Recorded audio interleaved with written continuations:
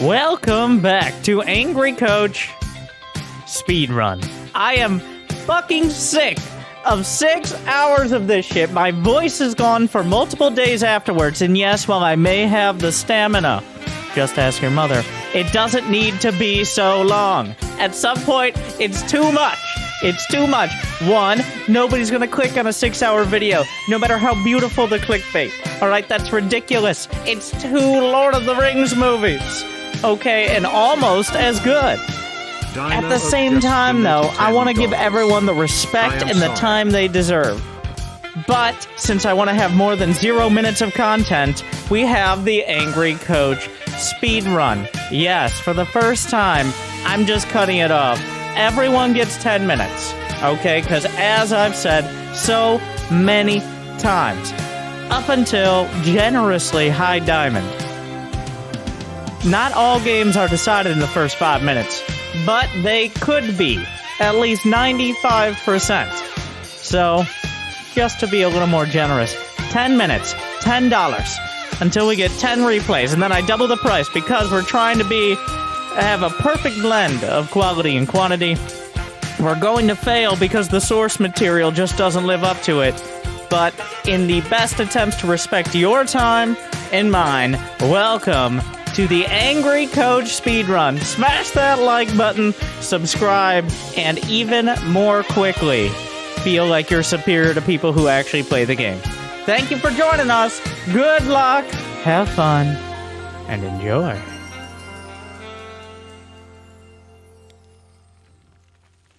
Platinum Zerg. Platinum Zerg, the masters of getting in fast and then forgetting why they were there in the first place. We have Meng, the prototype clone of Mengsk. Just didn't quite get to the end of the entire name, but here we are. Says, okay, well, Purple Smurf is the player to start. Let's Jimmy, can we just...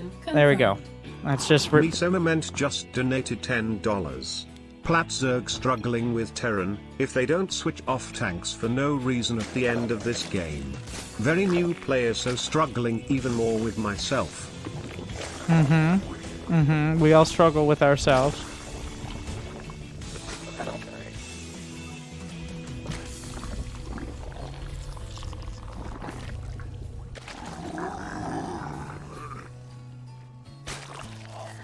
So, very new player.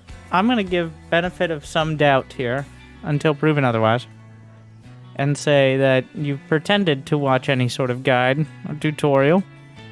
Maybe the low APM challenge, maybe not. But so far, it's not broken, besides the Overlord on the other side being in, well, one job for that Overlord. The job is to sit on this pillar, the pervert pillar, and spy on people. Because that is all they're good for. Otherwise, this is the most unforced error in StarCraft 2. I think Overlords doing this is the thing that almost every player could avoid.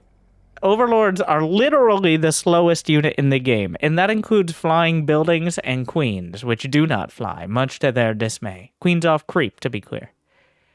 They are... You have plenty of time to send them to the right location. So when you don't, that's on you.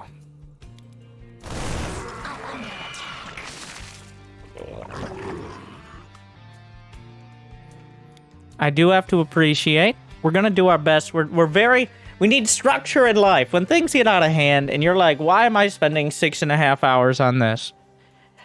I wasn't joking when I said this is way too much. We're going to have to restructure. Well, this is the restructuring. But we're going to 3 positives, 3 negatives, unless there are no positives. I won't try to get 3 positives, but if we get there, okay, cool. There will definitely be 3 negatives. 1, negative. Negative! The Overlord died. Unforced error, no reason that ever needs to happen. You can literally fix that every single game by just figuring out where your Overlord should go and doing it every single game. It's not that hard. Positive. You didn't dwell on it. You didn't sit there watching the Overlord die and composing a mediocre haiku. Okay. And I, for a second, flirted with the idea of putting together a haiku in my head, but that was way too much math. The numbers don't lie, and they spell disaster for you. So, now you can go check if this was one, because I'm not sure. You can't just say words when... Well, that's what we're here for.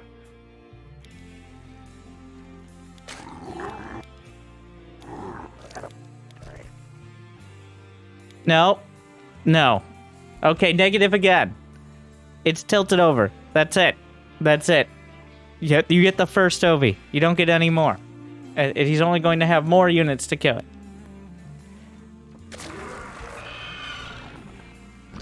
Second guess.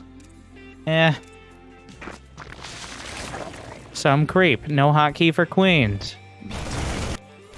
I guess that was a... I'm sorry. That was a Zergling. Getting more Zerglings. A Roach Horn, an Evo Chamber. Not horrible choices. More on gas. More Zerglings. Not sure about that one. But then some drones.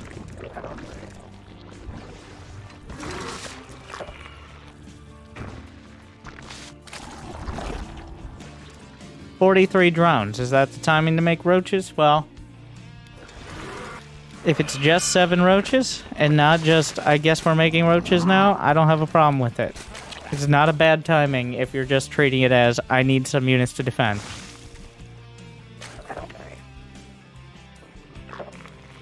A little early. 50 drones! 50 drones! Okay, or 60 drones even. Alright, speed. Now, this isn't great. This is usually why we want to have that Overlord on the other side of the map. Not that I think we would necessarily be looking at the mini-map, of course. Okay, so what we did here was called micro, and you want to avoid that. More accurately called panicking. You do not need a different control group for your Zerglings and your Roaches. You need to run the fuck away and build more units. So this is how you become an attention deficit Zerg. I lied. There is a queen hotkey on 0. Which I assume is a mouse button, giving the benefit of the doubt on that. In which case, not a terrible idea. But when you see units, the first reaction, besides pulling back, unless you're obviously going to win the fight, is to build more units. You got 16 larvae. You're not supply blocked. You have money in the bank. It could be roaches. Could even be Zerglings. But building 0 units is not the answer. Because if you can't beat this army right now, it's not going to get easier.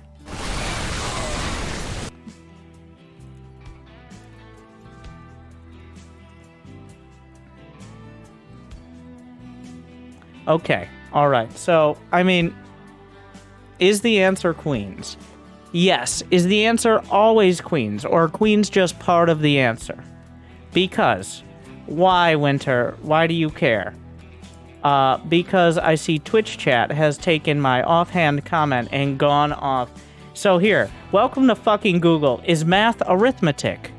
Not exactly, but close a fuck enough. So shut the fuck up and move on with your life. That's what I'm trying to say. Build some more units, instead of just getting stuck on this one point.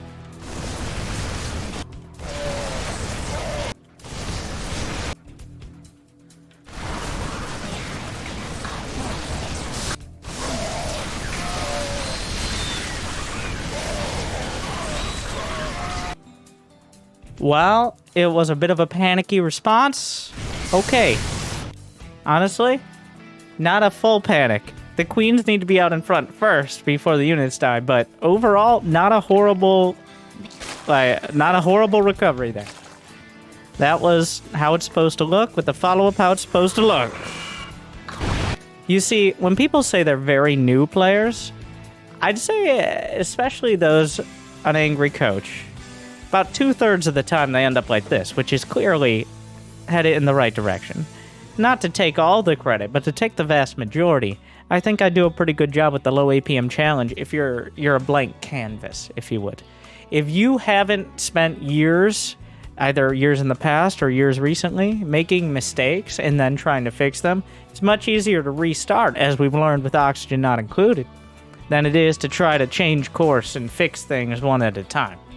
So, I mean, all you old broken minds who desperately try to play StarCraft at some semblance of the speed you did when you were in college are having trouble with it. But I think newer players, and that is why my low APM challenge lesson plan has avoiding bad habits, especially for Zerg. No other race has avoiding bad habits, but Zerg does. Why? Because that is the biggest issue, and that is the issue that turns Zergs into ADZs.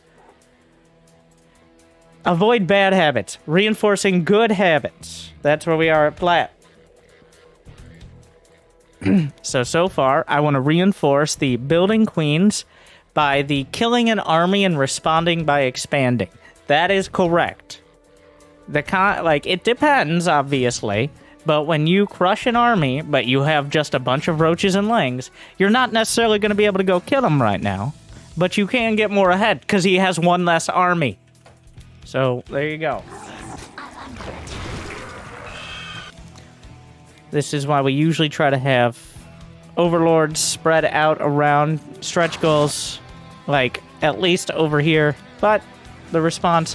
He's a Terran. He's gonna try to drop the main. He's gonna pick up. He's gonna go to the main. It's gonna happen. It's fact of life.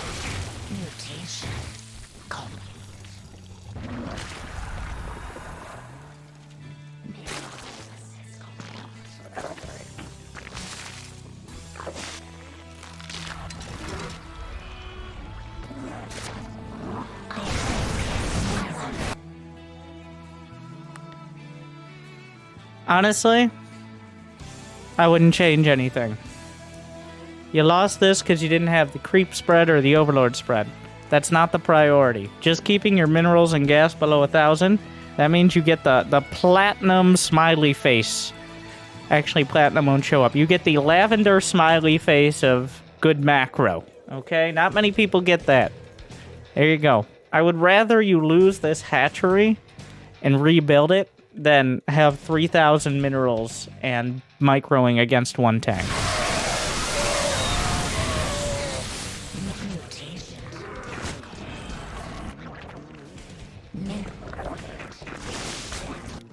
We're done. 10 minutes. Final thoughts. Macro good. Overlord spread is a stretch goal. First Overlord. Don't fuck it up. Overall, good idea, but 50 drones faster. Get those queens out in front.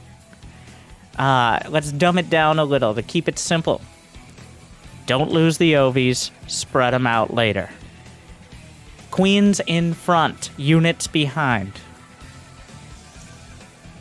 Expand after defend. There. And because... as long as the game isn't over 5 minutes longer, which is exactly the amount, I'm going to ×8 and offer one more comment. After watching the rest. If it's over 15 minutes, we're just cutting it off, because I'm not dealing with that shit. There is no situation that could not be solved in the first 15.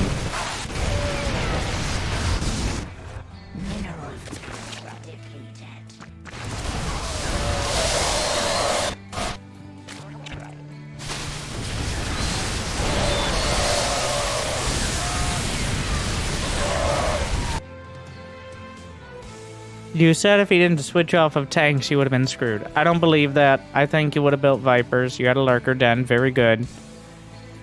Upward trajectory, though obviously a little slower. 130 APM is actually... Jimmy, give me the chart! Do we have the... I actually adapted for Zerg the low APM challenge to 120 for Platinum. So that is not far above it. Oh yes, we were still going over the definition of arithmetic, which the definition of arithmetic is much like the definition of pedantic. If you're discussing it, you can do it somewhere else.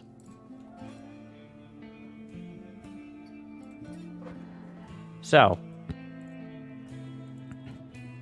B+, with the caveat of you're going to have to play a lot of games.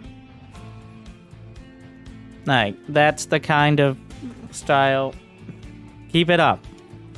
That was boring. Good for you, bad for content.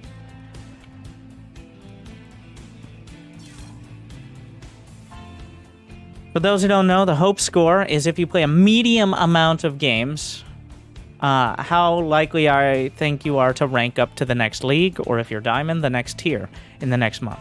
So, a medium amount of games a week is 5 per league. 5 for bronze, 10 for silver, 15 gold, 20 plat, 25 diamond. That sounds like a lot? Well, it's going to take longer, because that's how StarCraft works. The average StarCraft game is around 15 minutes. And that's including all leagues. So, I'm saying, if you're not willing to put 4 or 5 hours in a week at the top 20%, you're not going to get much better, just for you diamond players wondering. In total, of course, 15 minutes. That includes all the 1.5 hour Bronze League heroes. Each league, it gets a little quicker. Grandmaster is somewhere around 9.5 minutes. I think Diamond's like 12. I like this. It's a good format. We're going to get better. That was a bad example for it, because it was just a solid game. Overlord Professor Nuggy, PhD, which only because of his name, well, I respect his comment. Let me, Jimmy, can we play it again? Oh, it doesn't show up because it was below the donation limit for people spamming. But let me say it. I'm sorry.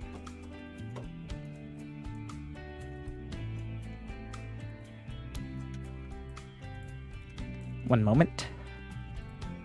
Let me get the next. I can't. Platinum Protoss.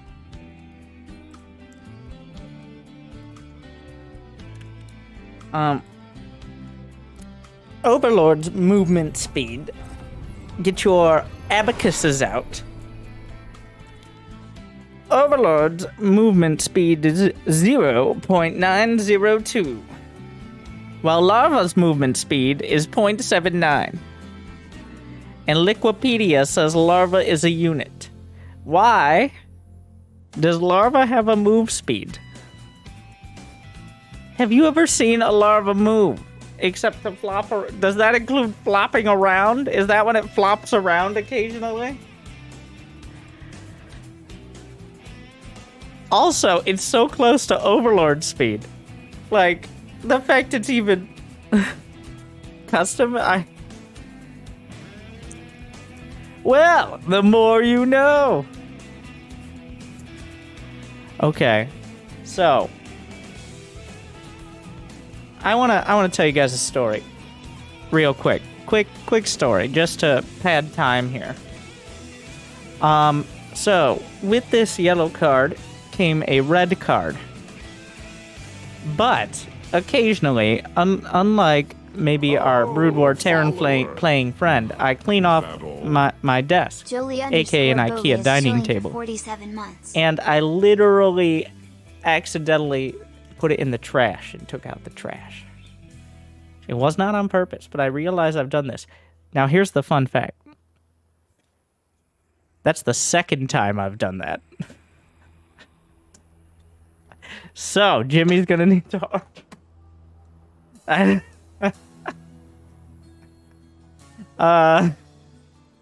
gotta avoid those bad habits.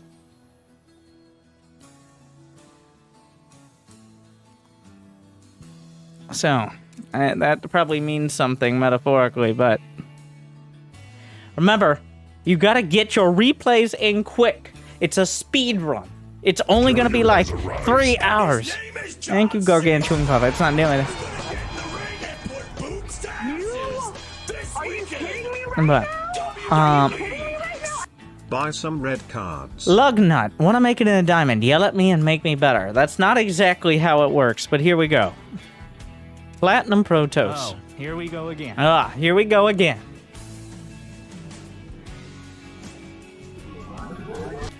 Close. No. Alright, here you go. Here you guys, here's a Protoss base. Here are your potential pylon spots.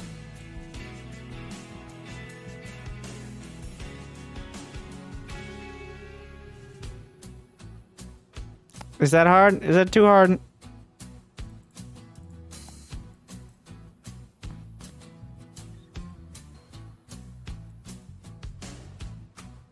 You're like, where's the other one? Alright, write this down. Write that. Thank you, Gargantuan Guava. I know this is going to be complicated, but... Here you go. Gargantuan Guava has gifted 20 subs to viewers. So here's a key. Here's your circle. The circle touches the edge corners. You got to turn on the build grid. And then the circle, if the circle edge of the power field is both within range of the nexus and it touches the edges of that grid, right next to the little wall off area, okay, then it becomes a super pylon. There. And then you can jam gate, field battery maybe. Ta-da. And this is pylon 2. Now, write all these down. There you go. What if you're cannon rushing, though? What if you didn't talk? Everyone would be better off.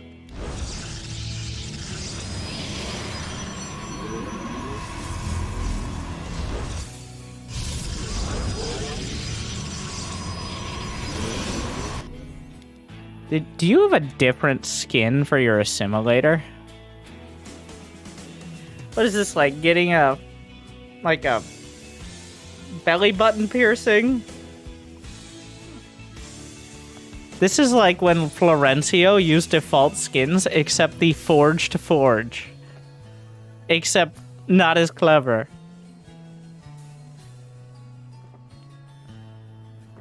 Oh my god. It looks like it's not even supposed to be here. Like, I want to be different, but I don't want it to be obvious to most people. Your probes are under attack. No. Wrong. Like, this is like Overlords. Except, even easier. Overlords, on each map, you have to go to a slightly different location. There are some different, like here on this map, the location is actually further out of the base. There's no pervert pillar right over the top. So usually you end up like right here. But the pylons are always in the same spots relative to your fucking nexus. What software does Winter use to write on his stream? Is that like a Twitch plugin? I'm actually going to give this information away for free. But remember, if you subscribe to my seminar for only $500 a month on Patreon and dronelyfans.com, you can get all the tips and tricks that will help your Twitch channel explode. All right, so what you're going to want to do is download the software Microsoft Paint, okay? And then you just fucking use Paint. It's not that fucking hard. All right.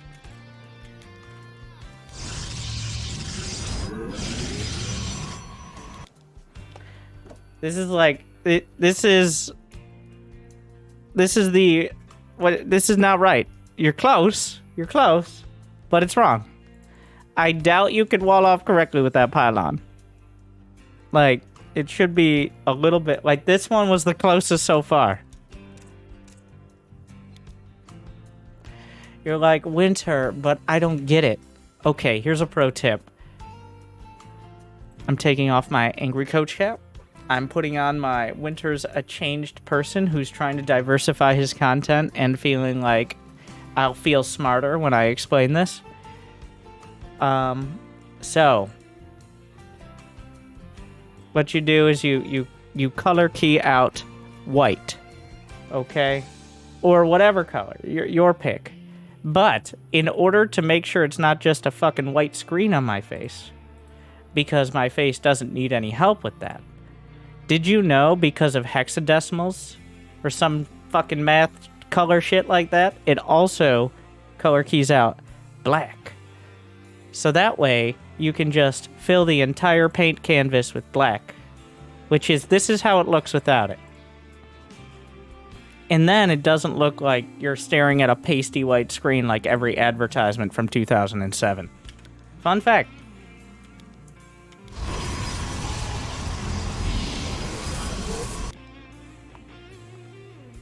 No, one more time to explain my point.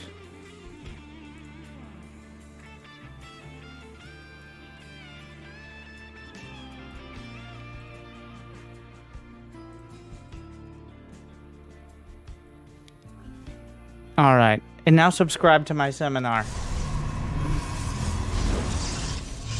What did we? Why are we making a shield battery? Are we scared of the existential threat of Terran? Like, I don't necessarily mind the shield battery, but the most important thing. 20 months. Hi. This isn't going on YouTube, is it? Why? How do you draw that conclusion? This is YouTube. You're on YouTube right now, and you figured that out. Okay. I don't know why I'm looking at the Terran. So the most important fucking thing that I say in every angry coach for Protoss is your tech. The first thing. It's not necessarily 100% of the time the most important, but it's the thing people forget so goddamn often that I make it the most important. I weight it much more heavily because people just constantly forget it. What they'll do is, I don't know, wander around, make random pylons, scout, understand nothing of what they scouted, slap down a shield battery, and be like, I don't know, fuck it, another gateway. Oh, wait.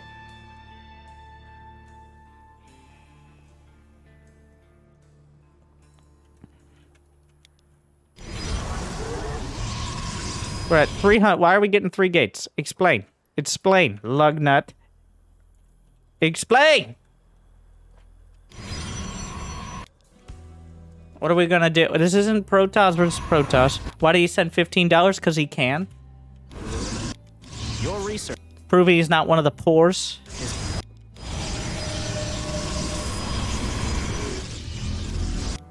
That's not where... What the fuck is wrong with you? What the fuck is this? You're like, I'm gonna wall off the natural, but I'm gonna do it with my Twilight Council. Alright, anyways. First, before we go any further, we're gonna have to add that Ire Chef. Welcome to the Protoss Stew. Here we have Lugnut cooking up something that tastes very similar. This is like imitation. It's fucking imitation spicy tofu. Instead of being made out of tofu, it's actually made out of fingernails. Wow, tastes almost the same. A little crunchy though. Yeah, because this is not fucking right. Something's really fucking wrong here. The idea is right, but it is not right.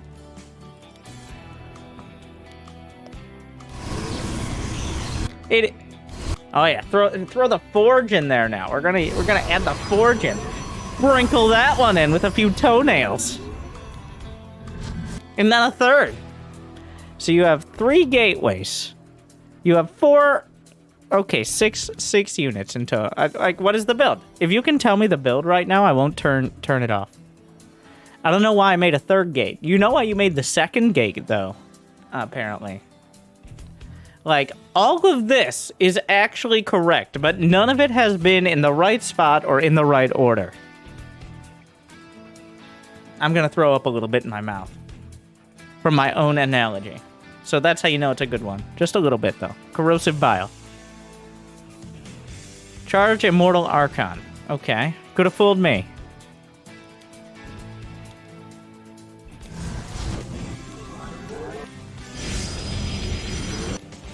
So, explain to me, Lugnut, what the fuck that is. New subscriber detected. What the fuck is this? Dominator is chillin' for 4 months. What the fuck is that?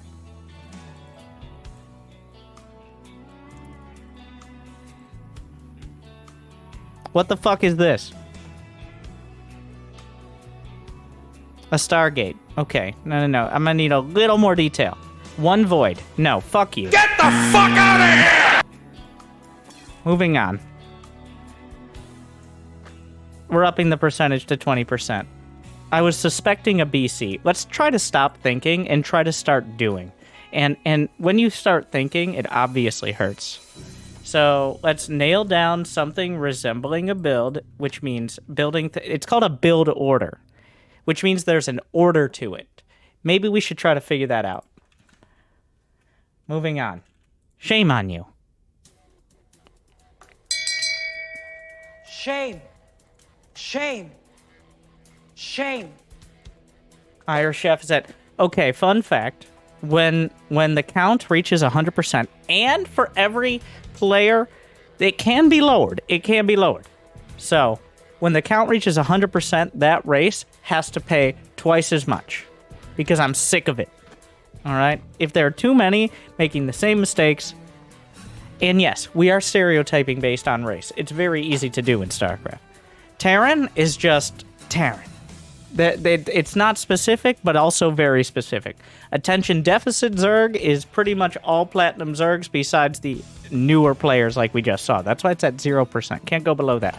Ire Chef is when you know all the stuff you want, but you throw it in a random fucking order and make some sort of jambalaya of bullshit that eventually comes together and tastes kind of like a build, but you had no sort of direction or plan and meandered your way there through the power of Protoss and incompetence. So, congratulations.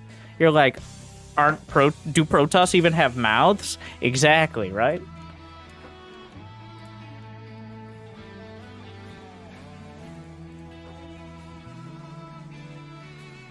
Something orifices.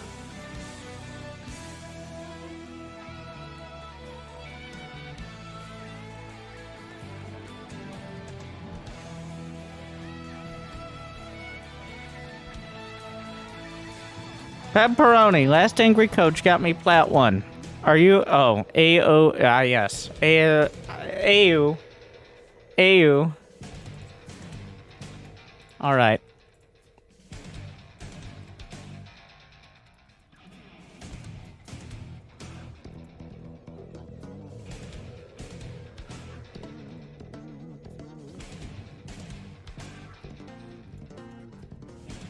There's something very Donation important. Confirmed. Fazige just donated $15. You guys like anime?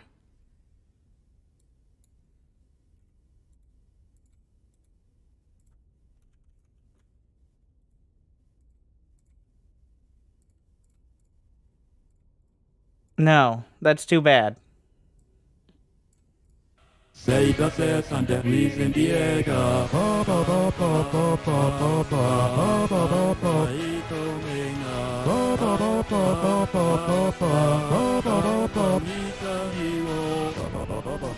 Umaleta hanano nama emo suwatuni kini o chita toriwa kase wo machi wa people ina o katoko ole nami mo kawawawai ima o kaero nowa tataka uka kugoda i kopane kumiko ete susumo ishio arau kumo got ishino hamle yo and yohange shise Thank you, Adam. Adam093's chilling for 17 months. Not the hell is this?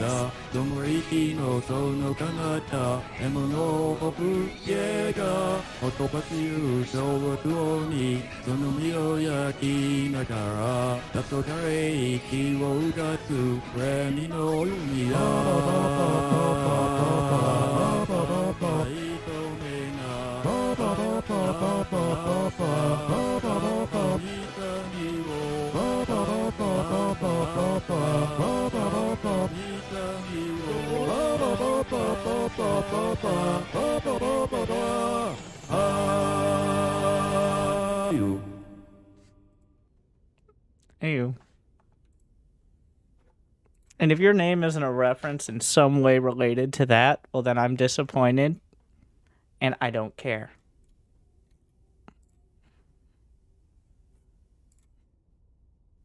And if you don't know why, you're uncultured swine. But that's the default.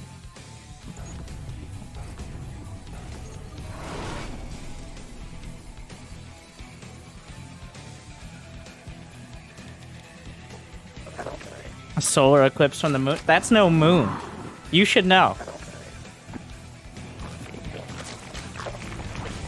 Crater moon.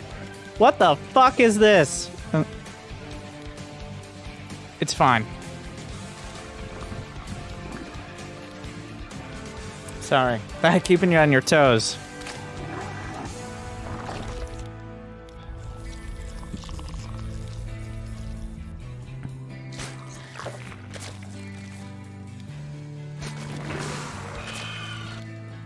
What the fuck is this? What is that? What is that? Pepperoni? What is it? Once again, I'm not asking you to explain to me what is a building. Let's read patch it. Read patch past. Also, why is the Overlord here? We went over this. The other Platinum Zerg. Deja vu. We've just lost in this base before, losing Overlords despite how slow they are. Even though not as slow as Larva, apparently. It's a lair. Shut the fuck up.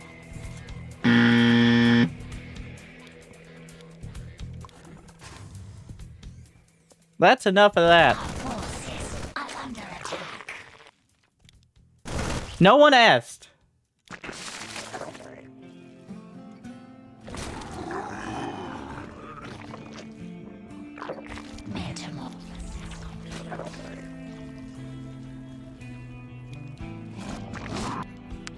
Why is it a lair? Why is there a lair? Why did you build a lair? What is the point of the lair? Explain to me what the lair and that 100 gas and 150 minerals, and most importantly, not a fucking queen, explain to me why.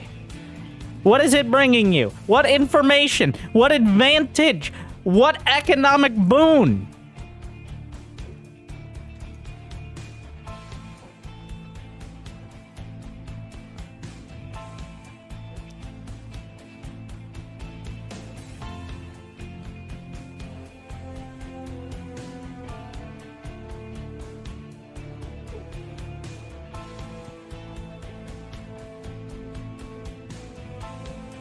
We're waiting. I think I copied it from my old build.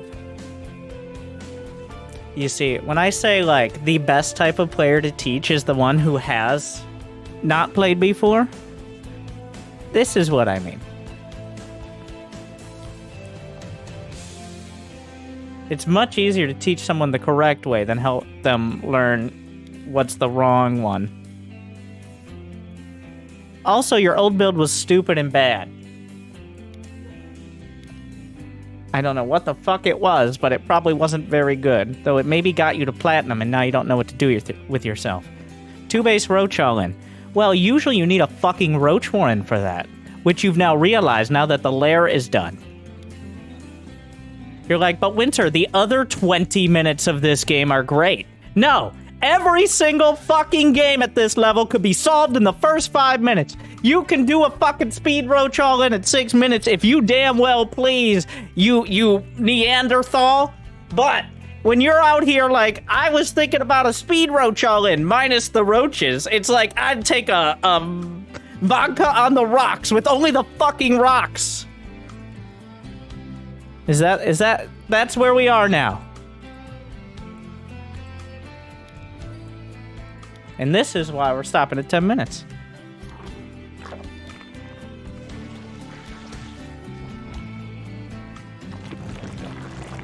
We're catching up with the rest of the build as we learn.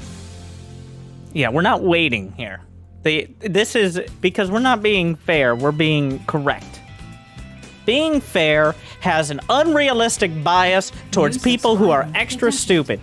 Because the vast majority of people are average or slightly above average, in my opinion, especially on Angry Coach. But the stupidity runs deep, and when you try to meet them in the middle, you just end up getting dragged further down every fucking time. So we're not doing that anymore. We're adding 10% immediately. Before I forget this clusterfuck. It's like, I don't know, why did I do this build? It was my old build, which was also terrible.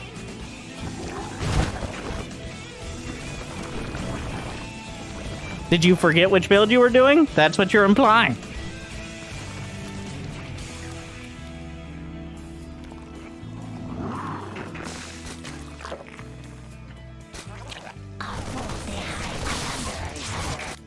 We now have 49 drones, which is nearly the 50.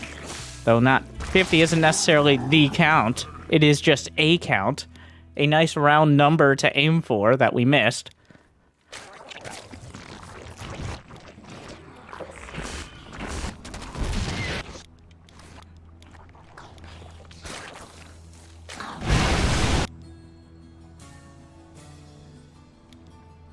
Oh my, he built tanks. Now what? Drones. Okay, maybe.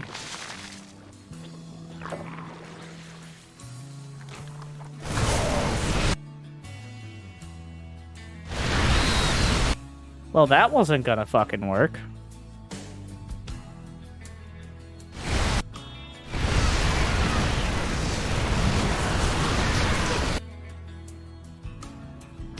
Here's what you can do. Alright. When you see a bunch of tanks, is not immediately attack them. Now, you might be like, Winter, but I had no time to see them coming.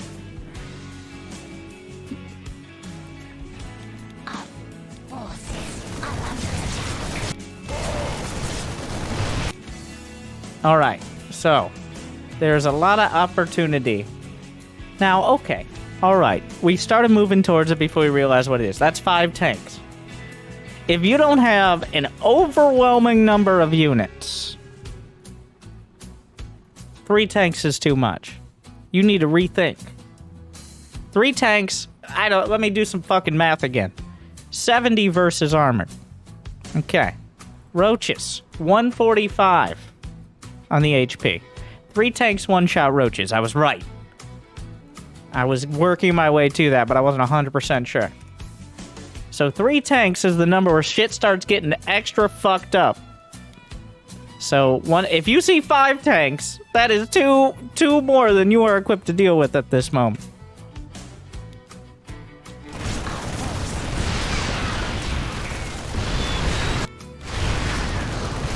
We're microing the roaches onto the tanks. Like, what? Like, really? Really? That's clearly... That's not like a maybe. That was a definite no. That was a solid no. Yeah, I mean, this is...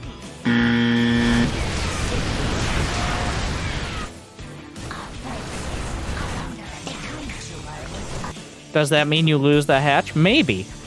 But if you can get the tanks to attack the queens first and then the roaches second by pulling back for 6 seconds and then bringing the queens into attack first, queens can take the hits. Queens aren't armored. They have more HP and they are not armored units. They take less damage from tanks. So that is why they're so useful against everything but like Marine Marauder. How do you kill tanks? Not by moving up a ramp with roaches. How tank with queen? Queen attack first, roach attack second, which is other order. Unless he actually target fires, which he may do. Why? Because he's doing fucking nothing else. He's got 3,500 minerals. He's platinum. All you have to do is not die.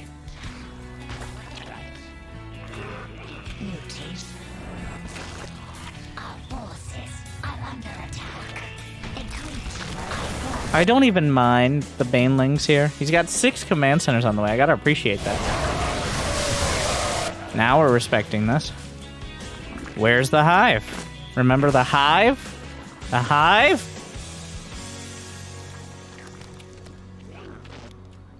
I like the totally not select all army control group reason. Oh, what the fuck am I doing? Alright, we're done here. Yep. Okay. C+. It seems like you have the right idea. But, like, you can't just come in like, oh, I just made a lair. No! No! No! You don't just make a lair. That's not even pretending like you're trying. And the beauty of it was, you just made a lair, and you didn't even pretend like it was supposed to do anything. It was just a lair. The lair just existed. I'm not saying the cost of the lair is the issue. I'm saying the fact that just randomly at 4 minutes, or less than 4 minutes into the game, a lair existed with no opportunity whatsoever for lair tech. Like, that is not a small point. It's like, well, he's good looking, he's charismatic, he's a hard worker, okay, he shows up, he's punctual, shows up on time, great with the family, murders kittens, loves children, and overall just a great dude. There's some key points. Are you kidding me right now? Are you kidding me right now? We're gonna end at 13% on the ADC counter.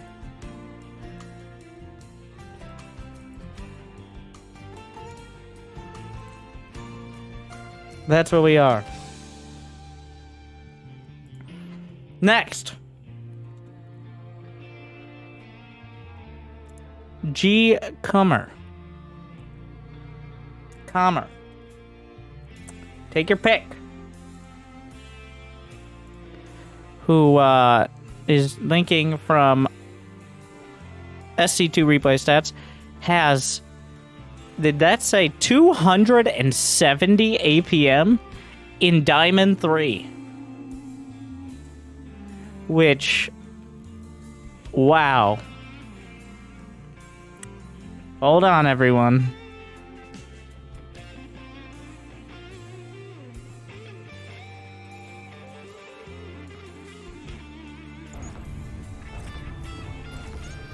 I'm not saying that like I'm impressed. I'm saying that like there's an intense sigh at the end. Just to be clear, in case you thought that was a compliment, it wasn't. To your credit, seems like you didn't.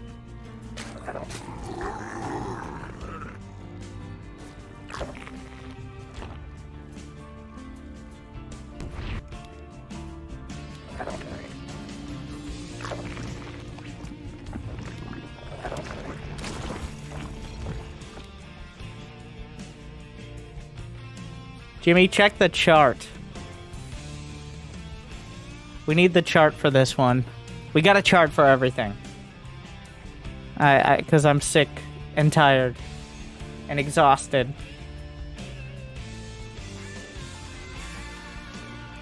Let's see. Ah, yes.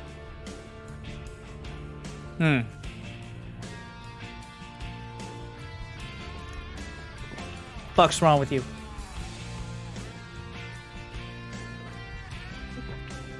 It's not wrong.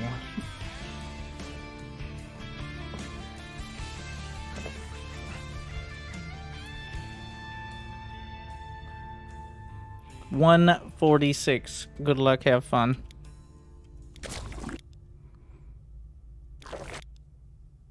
The beauty of it is, you're like, all right, I finished my build. No, you didn't. No, you didn't. What are we missing here, my diamond player? What are we missing? Overlord's going to the right spot.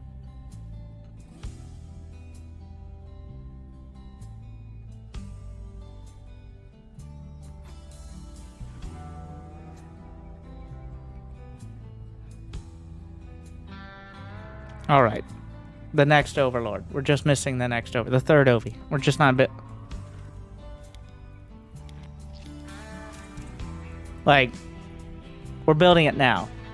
What did I say about respecting your larva? If you've watched the low APM challenge, at least. Every second you're not spending your larva, especially in the early game, is slowing down your build. Because that larva doesn't it only regenerates after you use it. We might be pretending like we're going to send it out on the low ground. No, you need to use it as quick as possible, otherwise it's slowing down your build. It's a small detail, but since we're apparently getting detailed... Alright, there's severe lack of racks here. No, no, no, no. I mean, you know what? I take it back, maybe.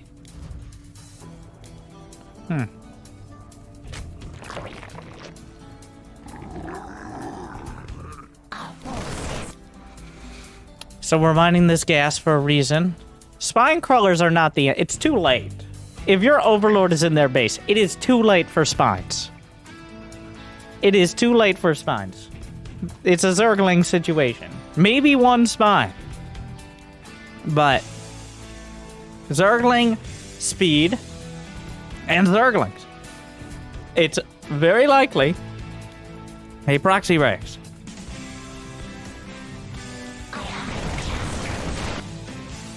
No, you need to cancel those. Yeah, at least we canceled one.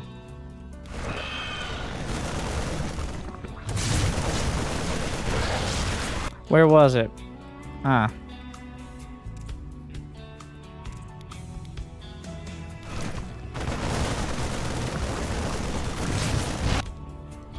Need to cancel those. Because when you cancel them, spine crawlers do not cost 100 minerals. They cost several hundred minerals.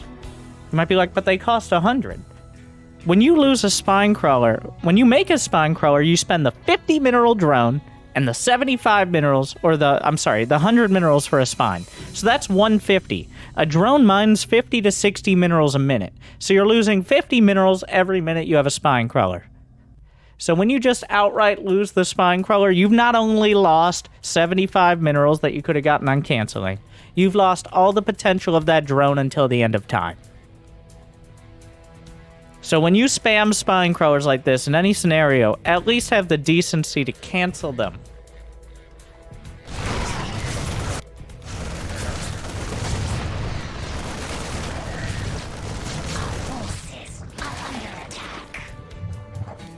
Yeah, this has already been too much damage. You've already done almost as much damage to yourself as he's done. This is way too much. The answer to Proxy Rex is one spine crawler on the high ground. If you have the gas, Zergling speed. And then, Queens and Lings. Okay? Byun versus Sue.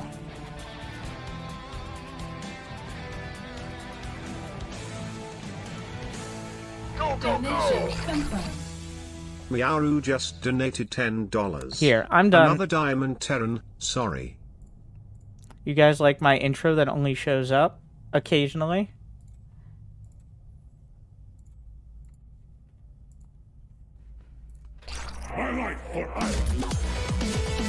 Pretty sick, right? Anyway, spoilers. Welcome back to some of the most professional StarCraft. And Sue's not gonna miss that opportunity. That was a gamble. So, prove himself. There's a hill to continue. I don't know. For example, it wasn't this map. He proxy Rex a different. Wait, where did he? There was definitely a proxy Rex. When did he proxy Rex? It wasn't this map. Never mind. I take it back. I don't even remember. Wow, that series is so long.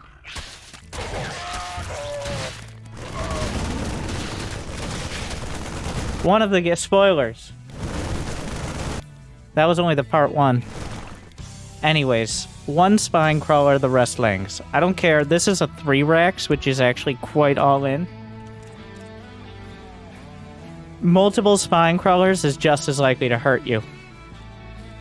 When is part 2 coming out? Would you believe me if I said tomorrow? Don't worry. Spoilers.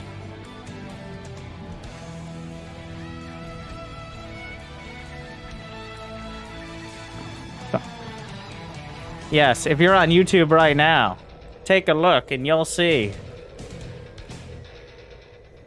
Don't miss out on another ridiculously long video.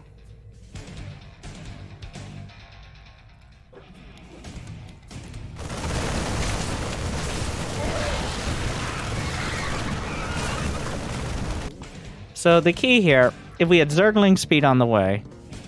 Oh, it was Blackburn. It was on Blackburn. Oh, and that's in part 2, which is unreleased. I remember now. Anyways, check that out tomorrow. Sue slaps down Byun's Proxy Rex without scouting it. Byun straight up Proxy Rex about as close as you can get. And Sue handles it with a hatch first without scouting before it shows up. So there you go. There's your tip, is watch Sue. Don't watch him for the late game, but the early game's pretty solid. Yeah, forgetting Zergling speed. No. You saw the command center timing. Even though this wasn't great. Even though we're bad on drones. Baneling busting is not... It's too late. The Zergling speed is too late. I don't necessarily mind the Baneling nest, but you're killing your own drone. Not like you're going to run out of gas. Building another... How many drones do you need to kill? Alright? You lost another one. You built an extractor. Why are we building an extractor? Do you really need another one? Respect your drones. Respect your larvae.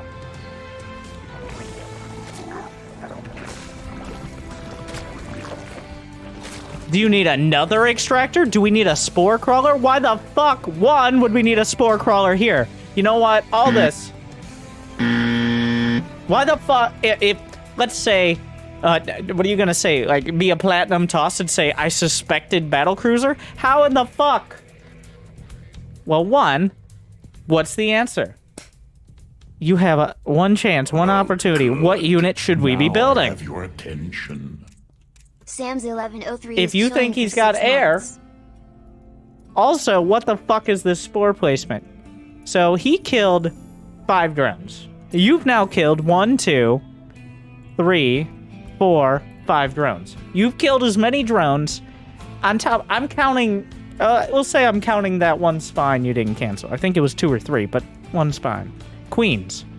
If you think he's got air units, queens. If you think he has ground units, queens. If you think he doesn't have anything, well then you can just build queens and be done with it. That's the whole process.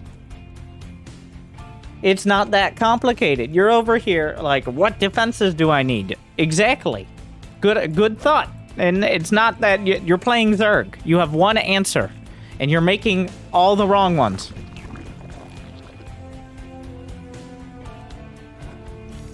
Oh yes. This meme was stolen from Reddit, okay? They occasionally have good memes. Not nearly the consistent quality of mine, of course, but you can't expect it from people who are mostly platinum Zergs.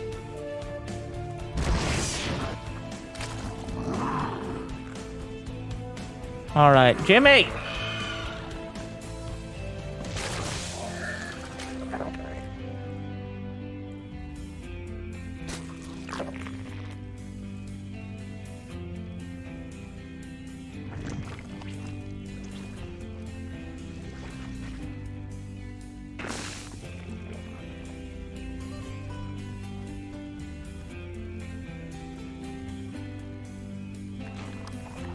Yeah. Yeah. Yeah.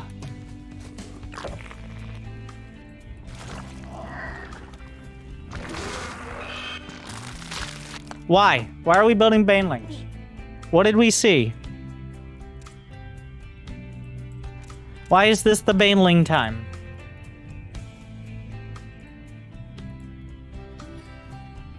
He saw a tank. Ah, yes. Clearly the response is banelings. Everyone knows how good slow banes are against tanks. Like, so every moment, it's kind of like spine crawlers. Every moment you have a baneling and don't use it is money wasted. It's not as bad as like spines and spore crawlers because you can't mine minerals with Zerglings at the moment. But you've now spent this money. What is it doing for you? Ideally, the baneling finishes morphing 1 second before it rolls into attack and die. That is the ideal situation. But right now, I'm not necessarily against the idea of building a few banelings. But we're not building any queens. We have no Evo chambers.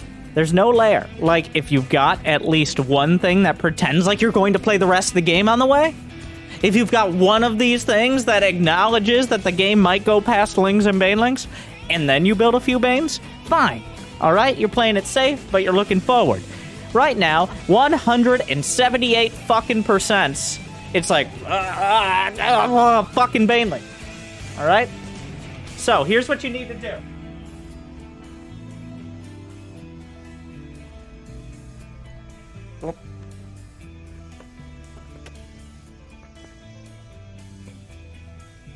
Stay!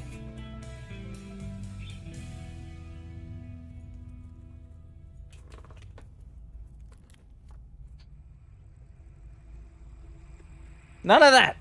Cancel that shit.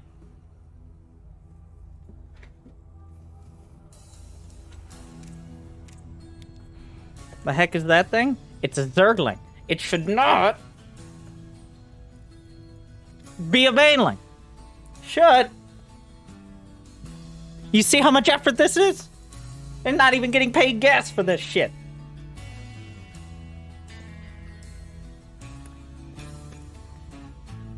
You don't, no, cancel that, cancel that. It looks uncomfortable.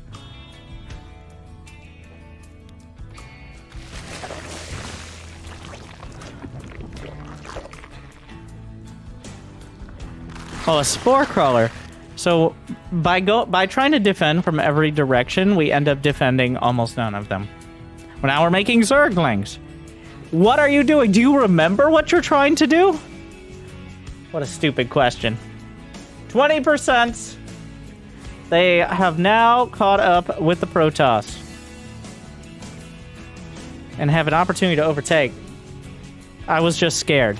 Yeah, I know. But it kind of rotates what you're scared of, which is the amusing part. It's like, oh, battlecruiser. As you can tell, the creep spread, the expanding creep spread, the classic choice of someone who has no other plan. We've established this many times in the past. Oh, Banelings, Zerglings, who the fuck knows? Evo Chamber.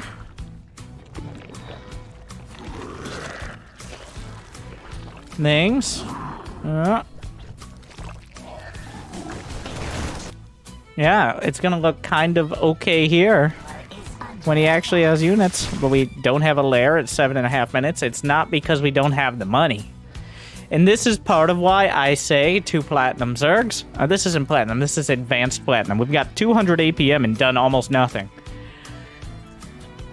This is why I say avoid Lings and Banes unless you actually know why. Avoid creep spread unless you actually have the APM. Here, I think we have the APM, but we're just spinning in circles. Some Ferris Bueller shit here.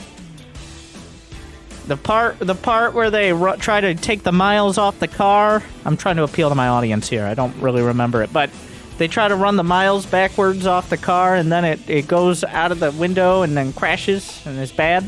Yeah, that part. That's what we're doing.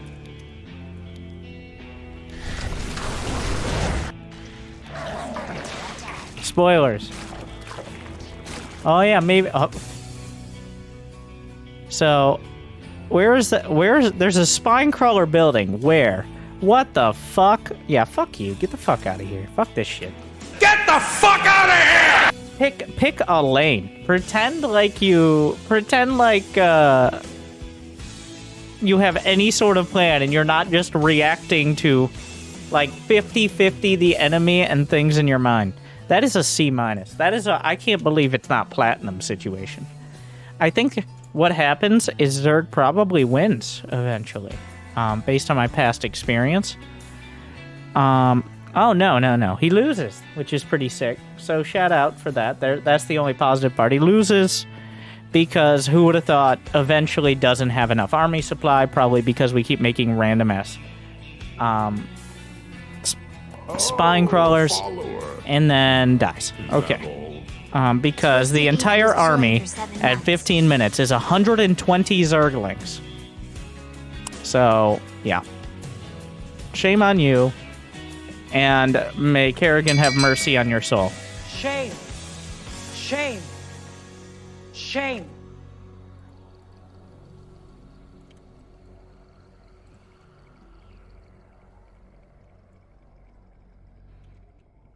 Diamond Terran. Let's put the Terrans on the board.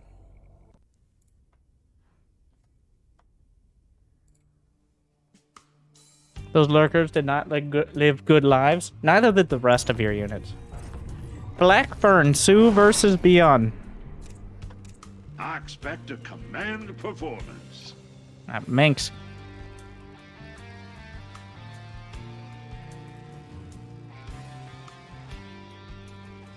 SCV ready.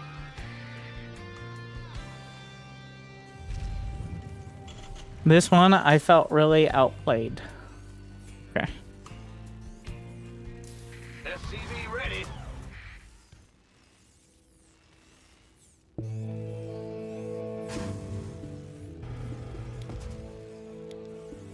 What is this? Invest What in am I supply watching? depot.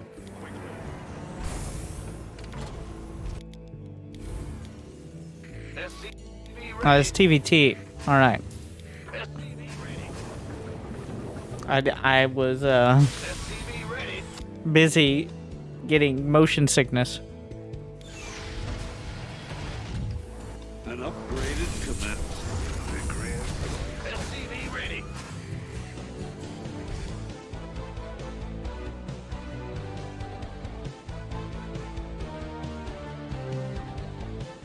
Ah, I was wondering what part we cut out. It was SCVs. I mean, okay. SCV ready. You can't get a CC and be building everything else that early. I mean, you can, but you gotta drop something. Yeah. Apparently the other Terran dropped more. This, no. I think it's better. Now, this is a tip. Take it or leave it. It's arguable. I'm not saying this one is necessarily block the employee entrance. Reapers can jump in here. One depot blocks it. At least this depot should block it. If not your second one. I prefer the second one because, let's be honest, our run-by is a real threat in TVT.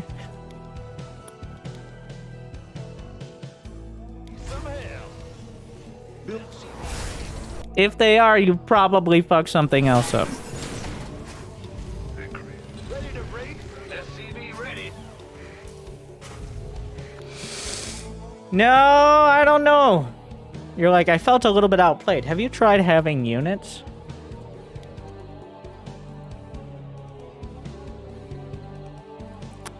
A command center costs as many minerals as 2 racks and then some. You're not gonna have, like, this is too early. This isn't TVZ. You can't afford this. Unless you don't want to build units. In which case, it's gonna feel like you can't do anything because you have no units. It doesn't pay off quick enough. Unless your macro and micro are Maru tier. You literally have to get so much out of so few units. Otherwise, you just have less of them.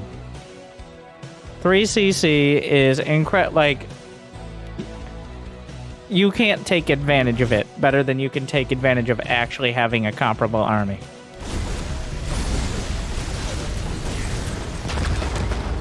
I mean, you do have... No, just go for the Reapers!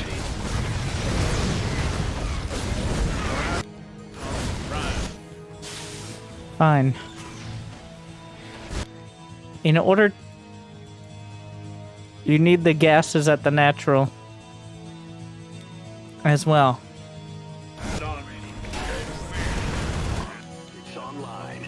Otherwise, you can't build. Like, you don't have enough gas for a tank.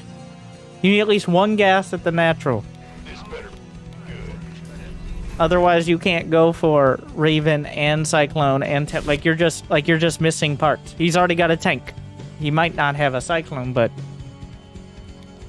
it's going to feel in Terran versus Terran. This is going to sound crazy. He can have the same units as you.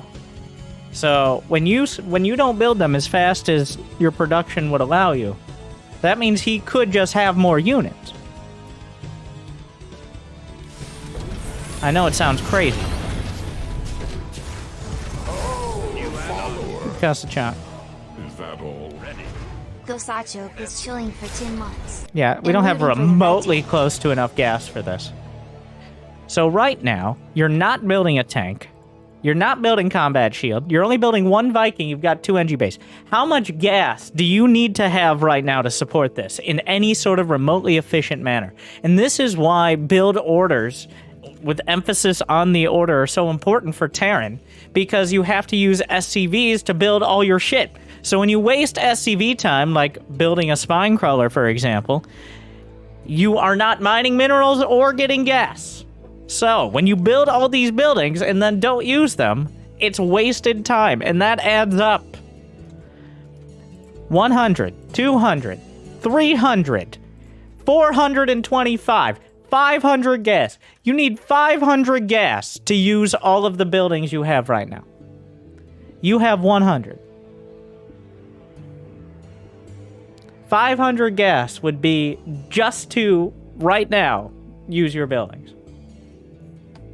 You are mining 400 per minute.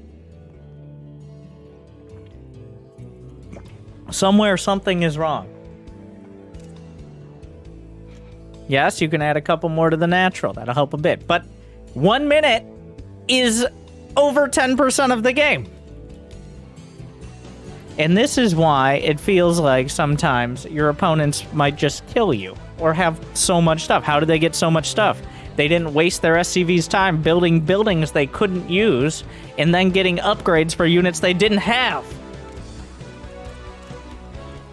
None of this is worthy of a strike. These are all very diamond mistakes, and it's not even... This isn't an example of getting the right stuff at the wrong time.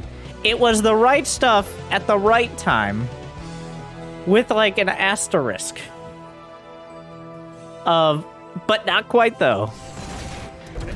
Ready to blunder. SCV ready. You're go. SCV.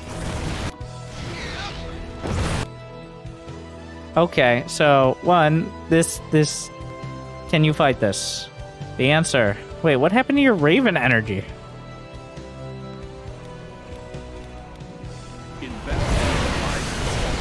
What the fuck was that? Well, maybe don't fat finger an interference matrix on a Viking. Unless that was intentional, in which case that was dumb. An auto turret to draw tank fire. I don't care if you're going to lose your Viking. The Viking is not the problem. Well, when you fat finger the most important unit in your composition, yeah, that's not gonna help.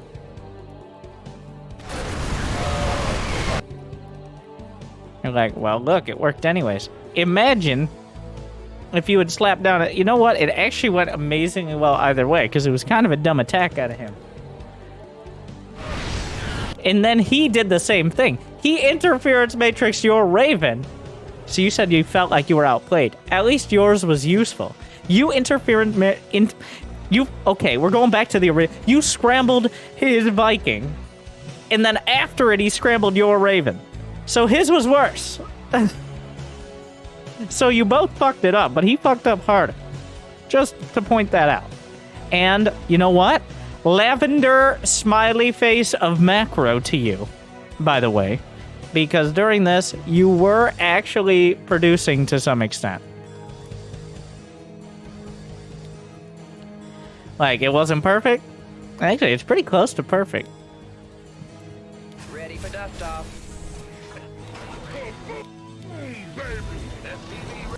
For what it is, you actually did not slip on that. Some big game action there. Build supply depots. But New subscriber detected. Laser Rabbit is chilling for 6 months.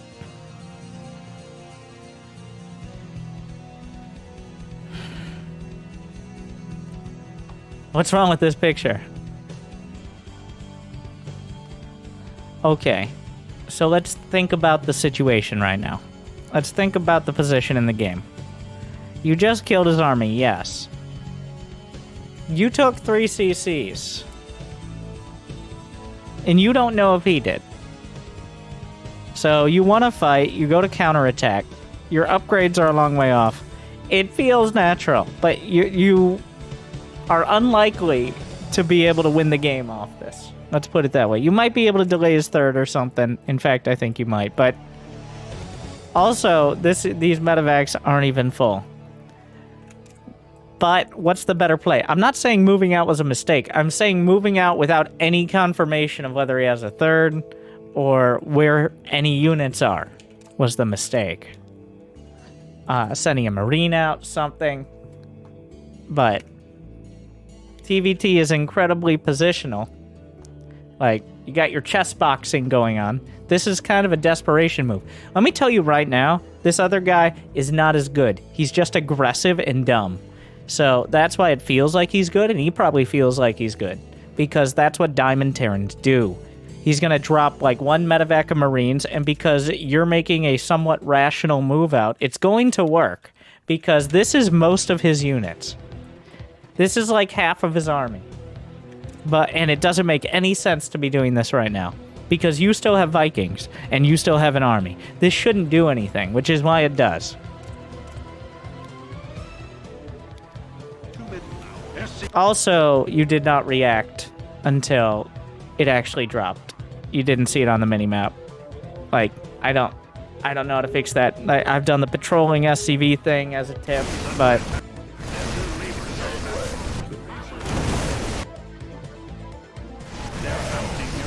no, that's too much. No, it's too much. You got the third. Now you need to deal. Nope. You're trying too hard. Let's be realistic here. One thing at a time. If you had sieged up the tank, if you had dropped the main, maybe. No, don't drop that. You killed the third. You killed the third. What more do you want? Kill the third and then go back and deal with this. And by that I mean don't just A-move your SCVs. This is the only scenario where bringing 2 medevacs to heal 1 medevac of Marines works out better. Detected. I mean, 2 medevacs of Marines would have been better, but the 2 medevacs actually keep the Marines intact against the SCVs. You kill the third, and then the priority was defend the base.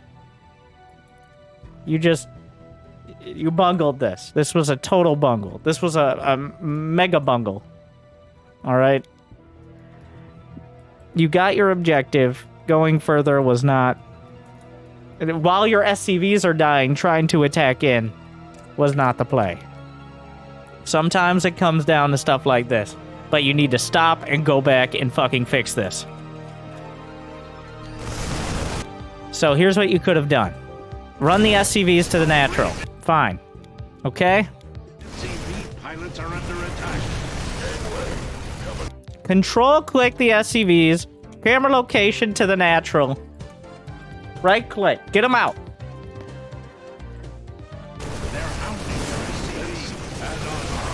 I don't know why they're coming back.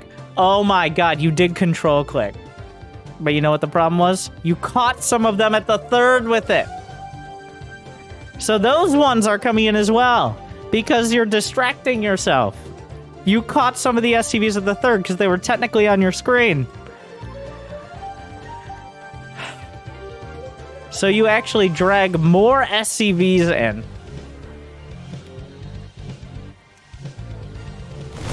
I take it back. Control-click is not ideal in this scenario. You have not dealt with this.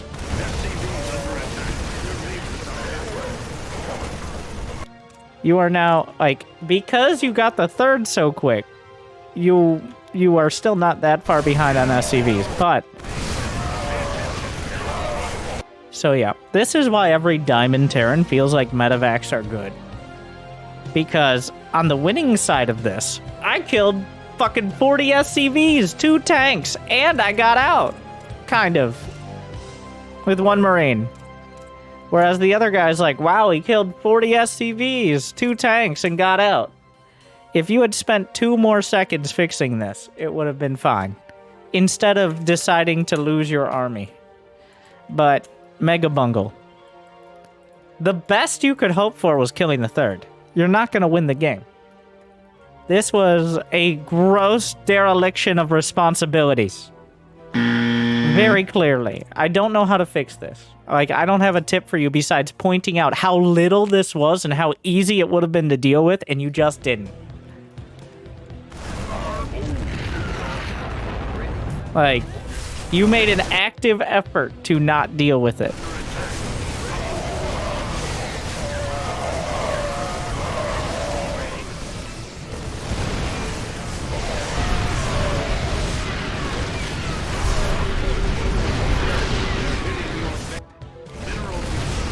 By the way, you know how he's a Diamond Terran? No combat shield. He still doesn't have combat shield. He's too busy microing his medevacs as 1,600 minerals. Classic. Which means there's actually a comeback potential here. Just because he's literally just flailing. He's flailing. He's flailing around hoping he hits something important. He doesn't have any upgrades, including combat shield. It's been 1-1 in combat shield against 0-0. Okay, alright, follow along. What if he drops your main again? Like, what if you move out, and then he drops your main again?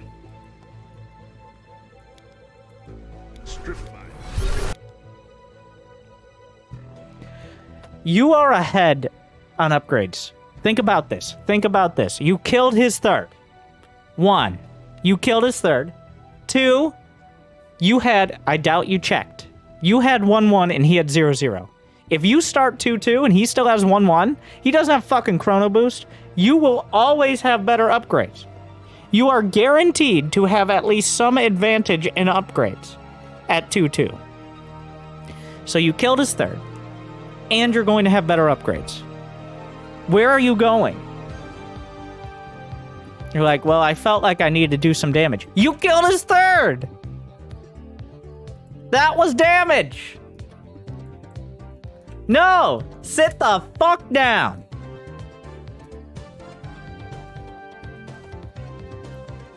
It is 10 minutes, which means we're quitting. There's 2 more minutes of him throwing. You have all the advantages besides map control, because he keeps throwing units all over the place. But if you sit back and defend, your units are better.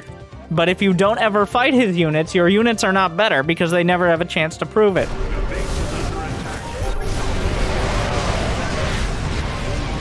Halfway across the map, runs back, main dead. So this is what I almost paused again, but this is not what we're doing. No GG. This is why Diamond players think medevacs are good, because of games like this. One medevac won the game. Should it have? No. Could it have? I guess technically. But the medevac only won...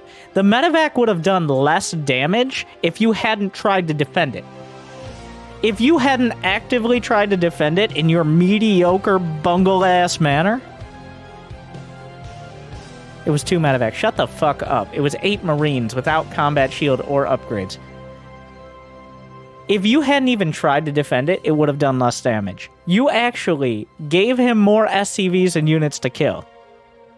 If he only would have killed the SCVs in your main, but you actively went out of your way and took more damage. Like, this was a lot of self-inflicted pain. This is the most painful. Shame on you.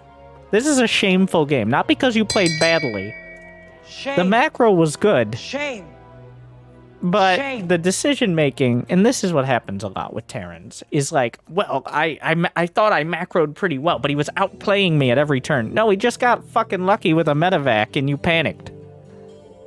Your macro was like twice as good, if you can even quantify it. But, no, that's going to be 5% on Terran. And shame on you. And then for Hope Score, it's a B. Because don't panic.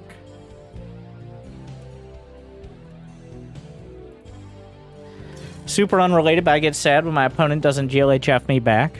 Aren't you the one who was like the campaign normal level player who was barely silver a few episodes ago and forgot what units were for a solid like 12 minutes? So that tracks.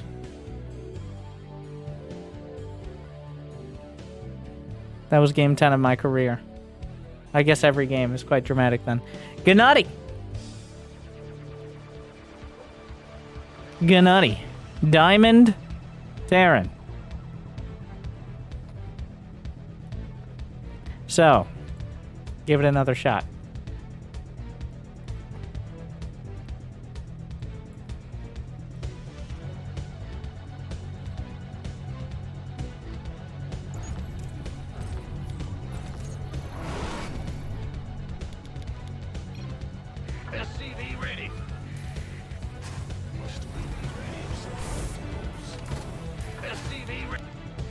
Donation confirmed. Inspector Inspector. just donated $10. How many more do we have? 1, 2, 3, 4, 5, 6, 7. We're raising the price. Let it be noticed. Not after Inspector. It's been already 10. The price is now 25. We're trying to keep it under 3 hours. And at this rate, assuming... we're not... I'm pausing. I decided... So what I was gonna do was just try to fit it all into 10 minutes. I was gonna say, I have a timer of 10 minutes. But then you get people still sending in 20-minute replays feeling like they didn't get their money's worth. But if I cut everyone off at 10 minutes and the rules are the same, I think while that isn't as concise, it's more fair and a better comparison of what goes wrong in the first 10 minutes. So I'm right, you're wrong, shut the fuck up. That was preemptive. Like and subscribe.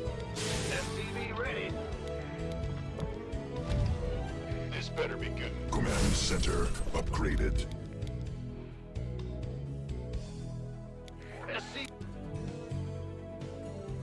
Gnutty. Tell me why. Why is your macro so bad? Tell me why don't you have a factory? Tell me why you're microwing a marine. The OV's on high ground. 3 racks, what the fuck? Why? Tell me why you're doing stupid builds. Tell me why you bother to scout at all. Tell me why you don't know your opponent is Zerg. What's wrong with you, fuck?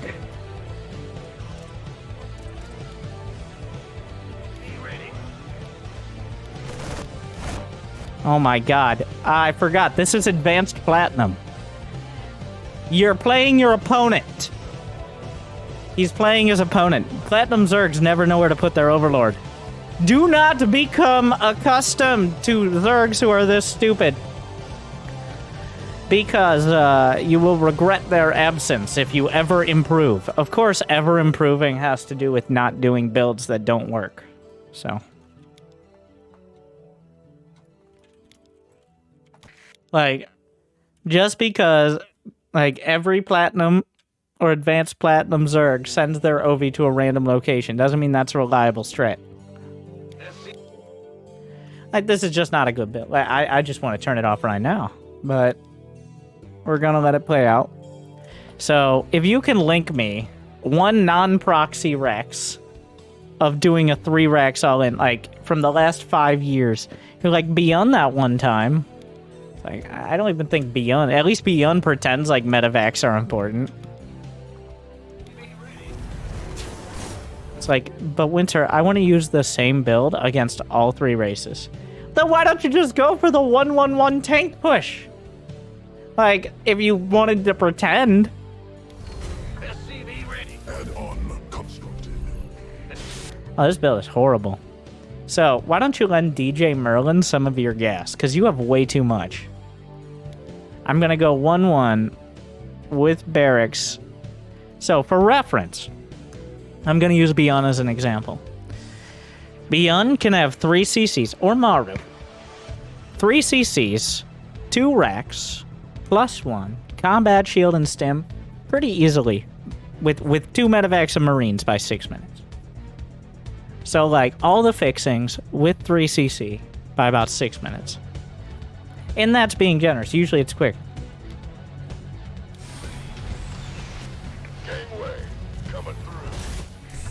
So let's see if we can match that in any way. 6 minutes is quick. No, it's efficient. They just don't waste their time or their money on building things before they need them. Or can use them.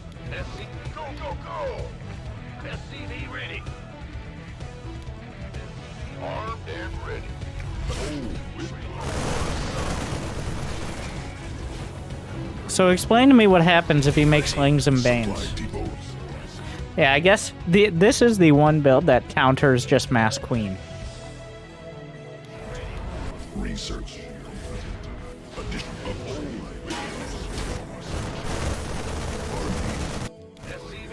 I don't know why we're building fucking missile turrets out here. It's not like he doesn't. So we're at 6 minutes. We do have 16 Marines and 5 Marauders with 1-1 stim and combat chip. We got all the fixings. So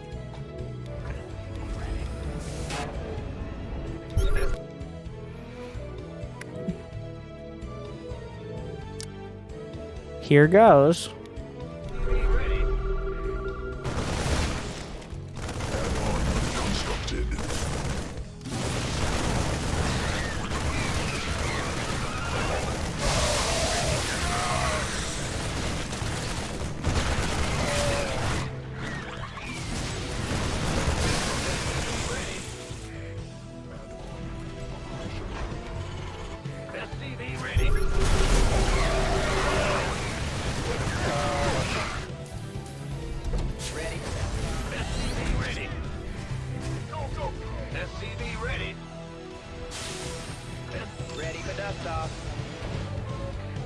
Like, it did pretty well. Now imagine if you had 2 medevacs instead of a handful more units.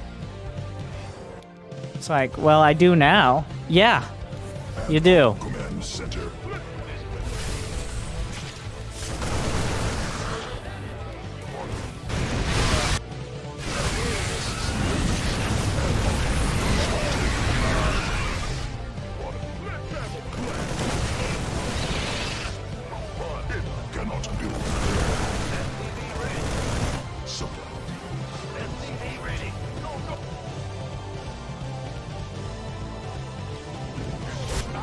And then you just A-move across the map. The classic winning despite how bad your build was.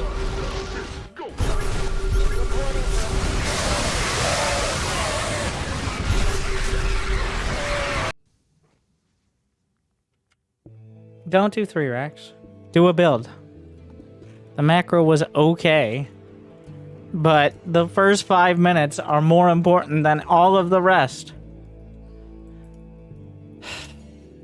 That micro on the Marines, I bet you felt pro. It was painful. From both sides. Because if he just has 5 queens, he can clean it all up without worrying about his damn banelings. Yes, obviously the Zerglings are important. Both sides are very, like, they're both countering each other here. We have the advanced Platinum Zerg, who forgets queens exist and just makes Zerglings because, and the Terran who's like, hold my beer and watch this micro. So we're definitely adding that. 15% on Terrans, half and half shame, and no shame. Because it was okay once we got past that. It's a B-. Mostly because of the build choice. Because clearly, just medevacs. Not for dropping, for making it so your units don't die when you fight Lings and Banes eventually. B's get degrees. That was the most aggressively mediocre game tonight. It was pretty good. Definitely not great.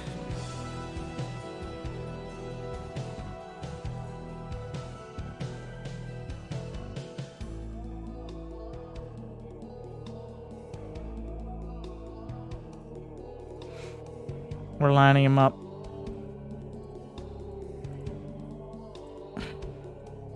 Next, with 60 and 69 Appums.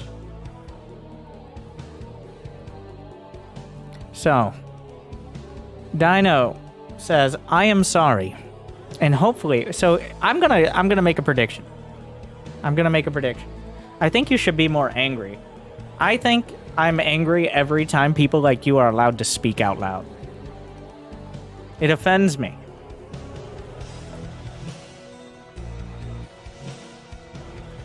I'm gonna bet this game is not even close to 10 minutes.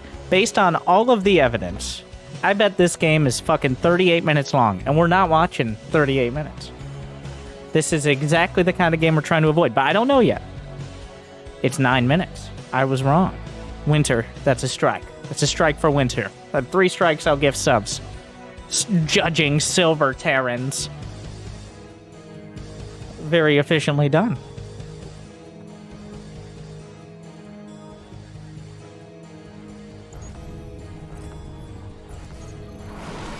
discount for being under 10 minutes. No. I don't know which one we're looking at. Either Mando Pride or... Does it matter, truly? Probably not. I don't know which one is Dino. We're gonna... SCV ready. Wow. Okay, so... I'm gonna go ahead and say it's Mando Pride over here. I'm gonna give him the benefit of the doubt. Based on building a supply depot on their own base. And if it's not, well then we can just turn it off anyways. SCV ready. SCV ready. Queuing up that next depot. Oh my.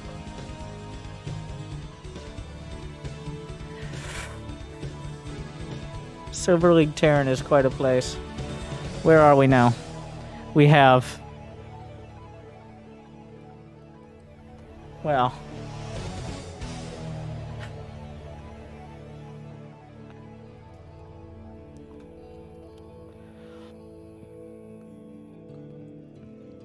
An engineering bay at pre-2 minutes versus this.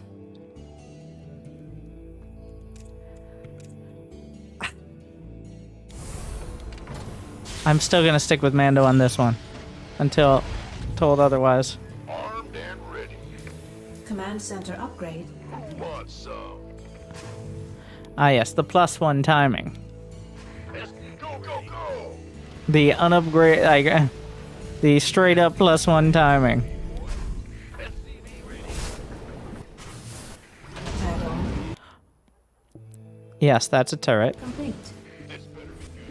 What's it to you? Armed and ready. Add-on That's also a turret. Let's, you know what? It's impossible to tell. We got 2 factories, we got a turret. Just 1 turret. I think because I changed to non-team colors. These mules, yeah. They come down as red. It's crazy. Also getting +1. So I assume... I have no idea who wins at this rate. But I assume it's whoever attacks... Whoever defends, not whoever attacks. My prediction is there's going to be an attack. And then it's going to fail, and then they're just going to leave the game. That's my current prediction. So...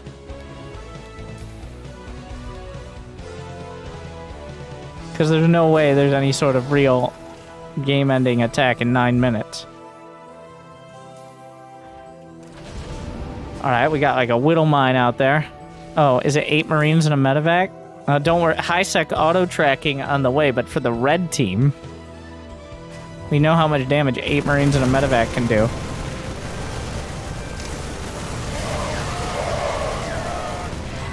Alright.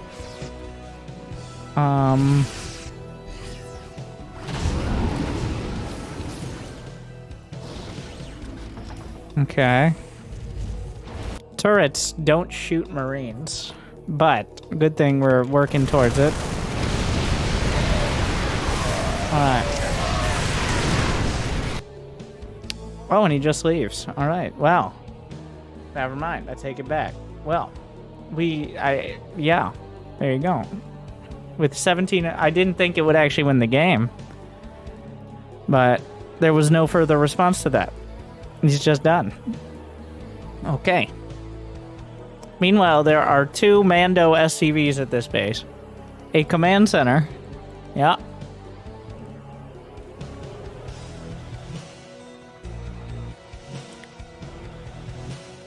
Yeah. Here we are. 4 starports, by the way. Okay. Well, that was one of the most games. Moving on. Thank you. Jolie Bowley, who's a platinum Zerg and has been for an indeterminate amount of time.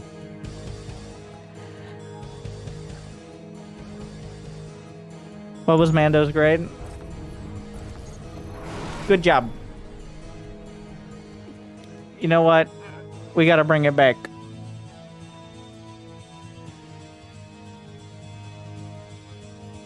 Bless your heart.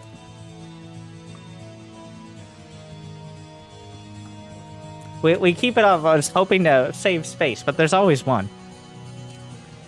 Keep on playing StarCraft. We don't even know if it was Mando who sent it in. It could have been the blue Terran. Like, what do you think of my medevac build? But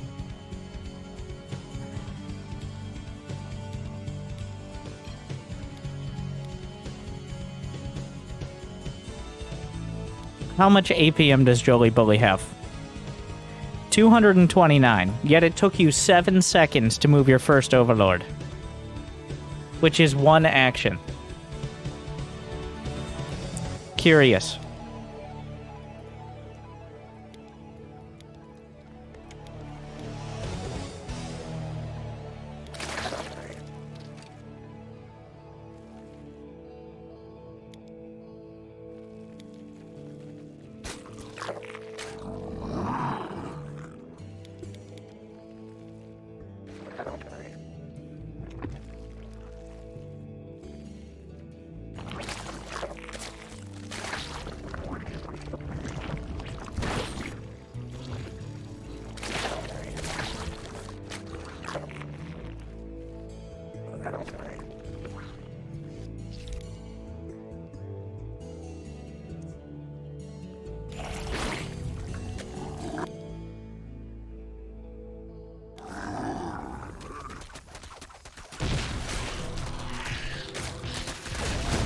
Fine.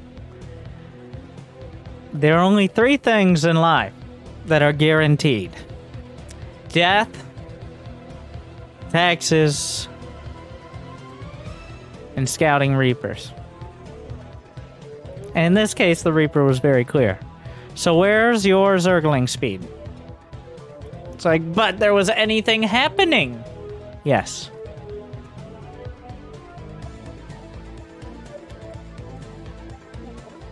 Where's the Zergling speed? Your brood is Not even a strike, but it's clear. Reapers are too much. A new queen is ready. It's just why they feel so scary. Thing is, the quicker you get speed, the less scary they are. Ah. 2. The quicker you get speed, the less scary they are. The enemy is attacking your swarm. Alright. Jolie Bully, you got 1 shot, you got 1 opportunity, and if anyone helps them, shame on you. What is it? Tell me.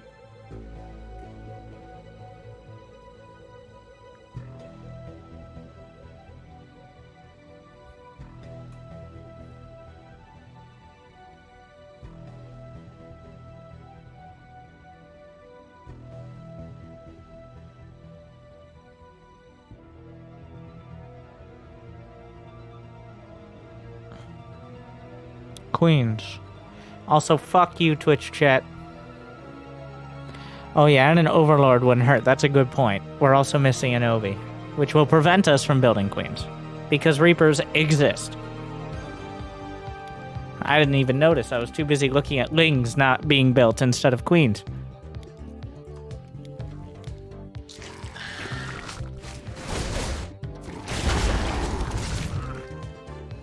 Nine drones, 0 queens. 3 drones, 0 queens. The key point here is not so much whether it's drones or queens, it's that it's not drones and queens. 255 minerals is, now this is true, more than the 150 required to build a queen. Is now bigger and broody. 300 minerals is more than the 300, well, 390 minerals is more than the 300 required to build 2 queens.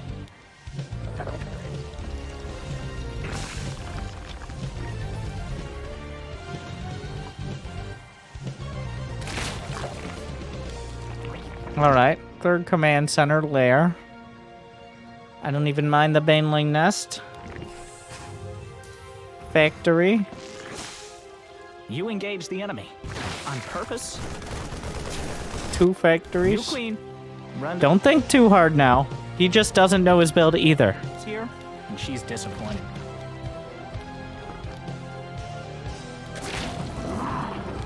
The swarm is threatened.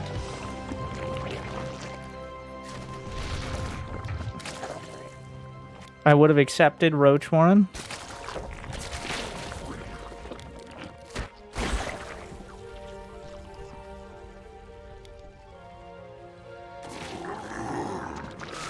In fact, I would have encouraged Roach Warren in this case.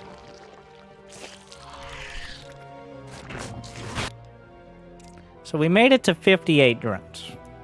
And now we're building Lings. Okay. Queen ready. It's not even necessarily the wrong call.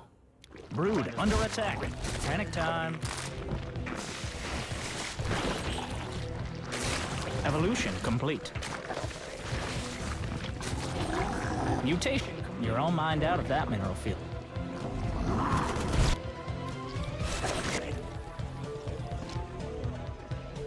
So there are watchtowers. All done evolving. For now, anyway. Why? Tell me why we're... Okay. What? We're just going? Now's the time? Are we countering anything by just amassing Lings or Banes? I ask the questions, alright? Making comments like you're contributing to the discussion. Let's leave it to the experts, because it's better to be silent and thought a fool than type in Twitch chat and be proven otherwise. The Lings and Banes were fine. They were fine. He has 70 drones. He's got 4 bases. Having Lings and Banes is fine. Attacking for no discernible reason into the natural, of all places, when you've already seen a 3rd command center and know at some point that 3rd command center will likely be out on the map, is the questionable part.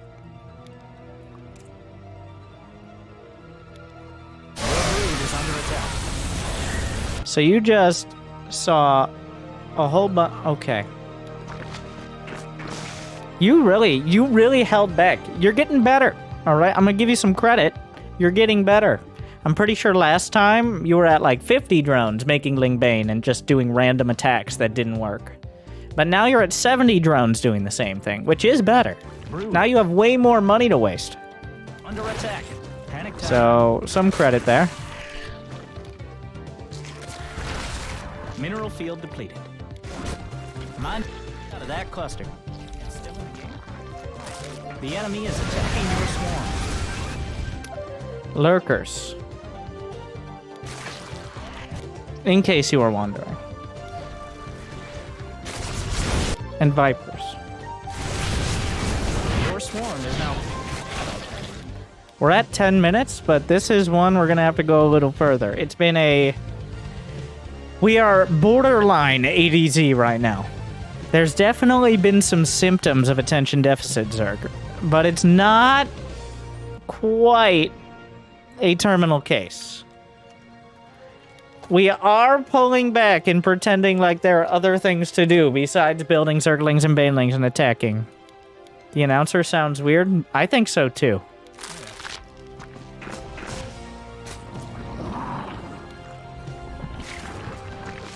You took all the minerals from that cluster, you thief. Alright, so this one you can rationalize. This attack. But let me quote this announcer. The difference between a Plat, a Diamond, and a Master Zerg, and I think Jolie Bully went over this last time, and yes, this is for all the Zergs, which is why we're over the 10-minute mark. A Platinum Zerg loses their army and then remembers the right units to build. A Diamond Zerg builds the right units and then loses their army before getting them. A Master Zerg builds the right units. You are a Platinum. So what I expect is this army does okay-ish, and then you remember that Vipers and Lurkers exist. and then you get them too late to win the game. Or this wins the game and you're like, look, I did it. Those are the two options. That's planetary.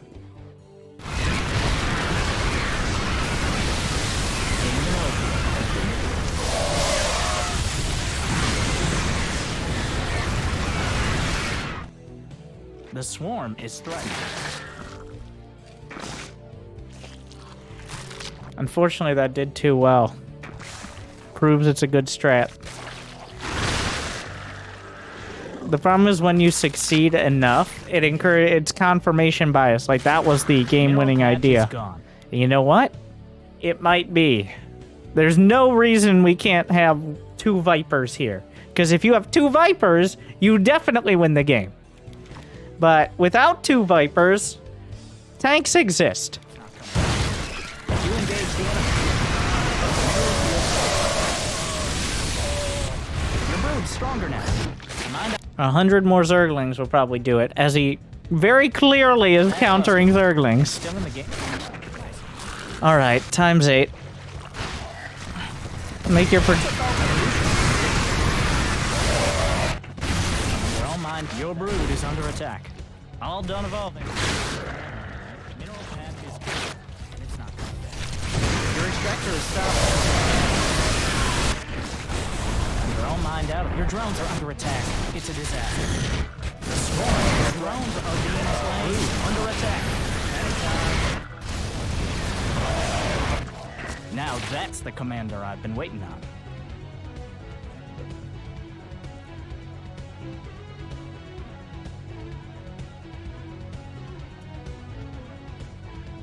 Fine.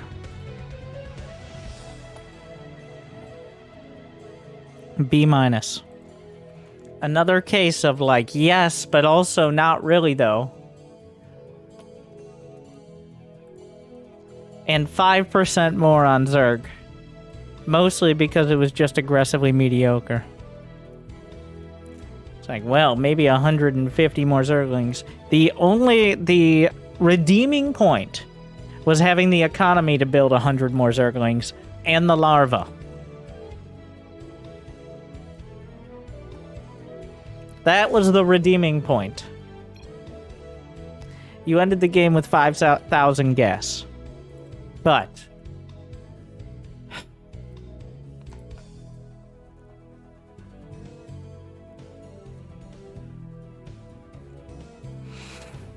next is Dank B, who's a Platinum Terran.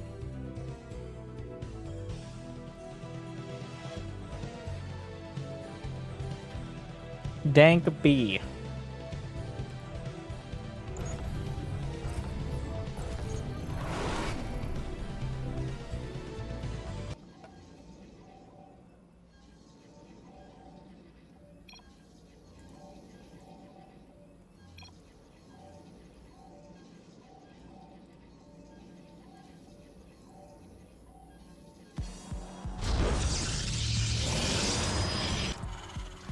I'm super rusty. SCV ready. Why are we scouting so early? Even if you scout anything, you've now reduced your ability to deal with it. There is very little point in scouting before at least you start your barracks, you fucking coward. Lots of cheese. Yeah, and what are you gonna do? Not build a barracks? How's your plan going to change? If you haven't built a barracks, he hasn't finished his pilot. If you haven't finished your... You've just taken like 8% of your economy and sent it across the map. I'm not saying don't scout. I'm saying when you scout this early, you are reducing your ability to deal with any fuckery. Been getting cannon rushed. Yes. Did you know you can wall off the high ground as Terran and deny them vision? More shoot. Yeah, so it's going to be one of these games where you educate me on the value of defending cheese in the Platinum League. I see.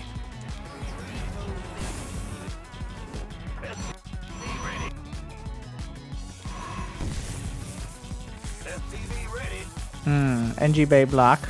Okay. So, strike one. And if you can tell me why, if you can tell me why, I'll take it away.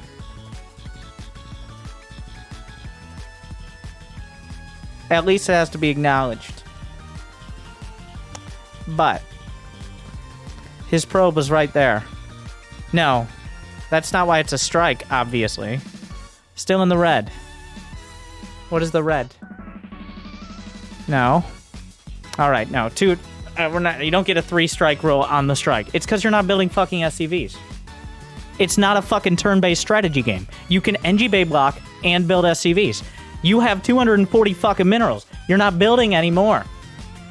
You have plenty of money. All you need to do was build SCVs and NG Bay block. But thank you for educating me on what happened on the screen. It's what's happening on the rest of the goddamn map. It's a real-time strategy game, believe it or not. It stands. I see, you didn't. Base is under attack. And now, your barracks finishes. You've got an SCV half done. So, are we delaying the orbital? Yes. We're delaying the orbital. Okay.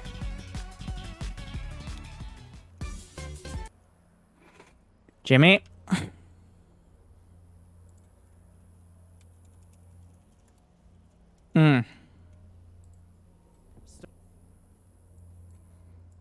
Yeah. All right. This is the musical episode, guys. Starting the game, I decided to go Terran. I'll rally my SCV JK, no I don't, to the depot early. When do I build it? 3 at my... No! Just 1 depot 14! Right off the bat, rally your SCV and build it at the ramp, and that's all you see. Don't do any sort of weird bullshit. Build a barracks after on 16, adding another worker. 17 refinery. 2 more SCVs you can rally to the scout at 18. But nothing past that. The barracks is finished. Build your orbital. That's all we want. No Reaper for you. Just build Marine. And your fucking orbital. I don't want to see another fucking Terran who comes in here with no fucking orbital. Scan like Costco. Drop those mules. Either way, build a fucking orbital. Stop. Stop it. Never again. And also your first depot, but whatever. That too. I'm not a rapper. Don't do any other weird bullshit. Scout at 18. Don't build a Reaper. Build your fucking orbital. But here we are. Tell me more about how good the NG Bay block was, though. Tell me more. So, I get it. It's hard to build workers. It's hard to build your orbital when you don't hotkey your fucking command center. And if that's not the first or second thing you do in the game, I might as well turn it off right now. It was bad, I was saying. You said you were rusty, not that you forgot the second thing you do in the game. That's not rusty, that's tutorial. I normally do, I swear. Uh-huh. I've been swearing this whole time, it doesn't seem to help.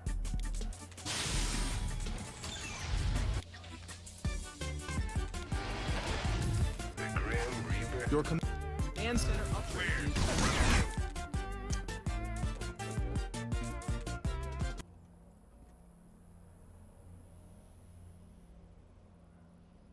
Bullshit. Build a barracks after on 16, adding another worker. 17 refinery. 2 more SCVs you can rally to the scout at 18. But nothing past that. The barracks is finished. Build your orbital. That's all we want. No Reaper for you. No Reaper for you. Just build Marine. Just build Marine. And your fucking orbital. And your fucking orbital. I don't want to see. I don't want to see another fucking Terran. Another fucking Terran who comes in here. who comes in here with no fucking orbital. With no fucking orbital. Scan like Costco. Okay, let's go back. It built it at the ramp, and that's all you see. Don't do any sort of weird bullshit. Don't do any sort of weird bullshit. Would NG Bay blocking be weird bullshit? If you said no, well, guess what? Like many other things, you're wrong. You know why you don't do weird bullshit? Because then he does weird bullshit.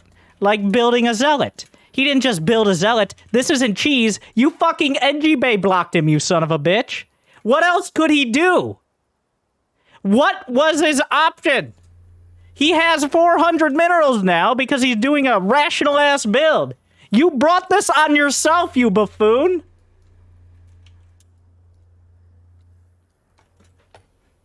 And you're over here like, well, he built a zealot, so I didn't expect that. Well, maybe if you didn't scout so early for no discernible reason, force him into a weird build, and then build a Reaper that you definitely can't micro while fucking up your own build.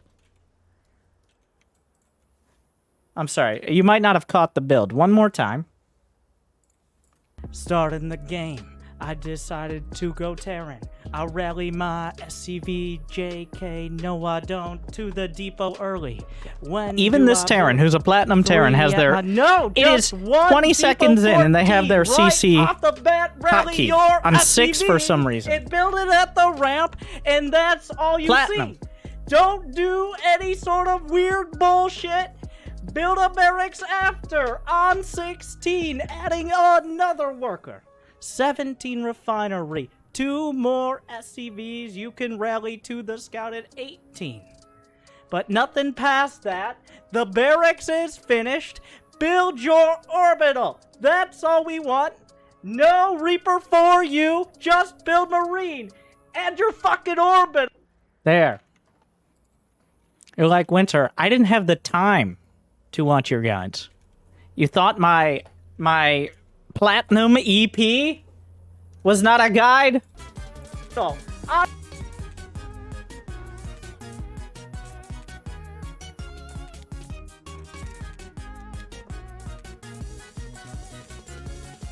so not only did we lose the first Reaper, but now we're building another.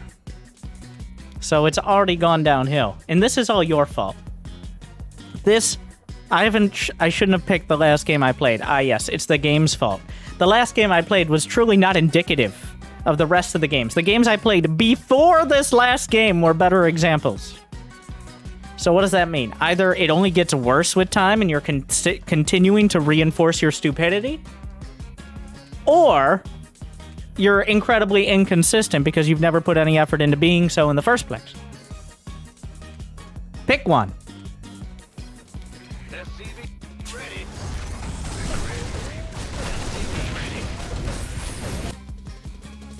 It is not a turn-based strategy game. You have to walk and chew gum at the same fucking time. You don't get to just stop.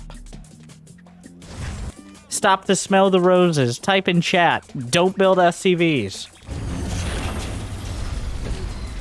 You know, the normal things.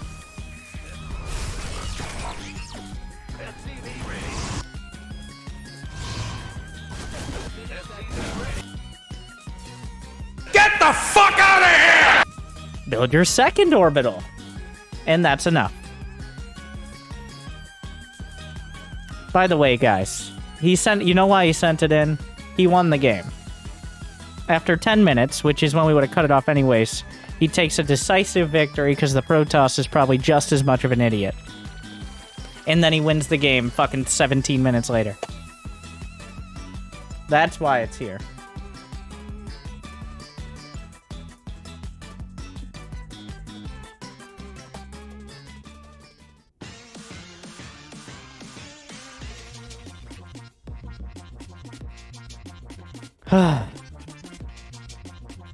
Next. Wait, no. That one 10%. No, we gotta stop being so generous. 30%. Also, shame on you. Shame. Shame. Shame. we have Fazzy J, who is a Platinum Zerg. Or so it seems, with no details. Barcode. He's very angry tonight. It doesn't get diluted. This is the bonus. It doesn't get diluted. Because I don't have to sit there and watch the other 10 minutes that are probably kind of okay. But, like, mostly because the opponent is incompetent. Ah, yes. Or it's Mr. Putin. Those are our options. It's unclear which. But here we are.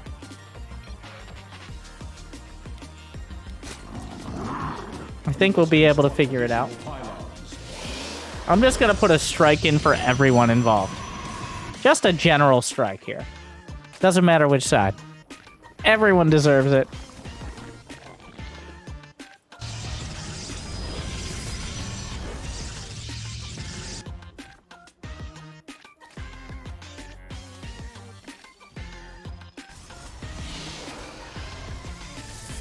Chad has one. I'm already at one. Ah, yes. The classic Gate of Shame. Like, I don't know what my build's gonna be, so I'm just gonna wall off. Oh, and then there's the Twilight.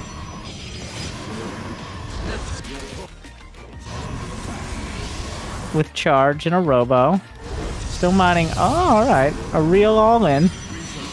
But without knowing which side it is. Either this is a ridiculously committed gate all-in, and honestly pretty well executed, or a Spire gamble.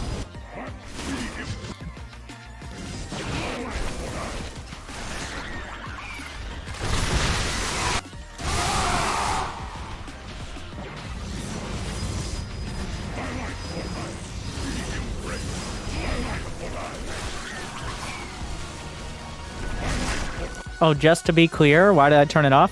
Because you literally, like, I have a rap track explaining exactly what you did wrong. Even though it was a different Platinum Terran from 2 years ago.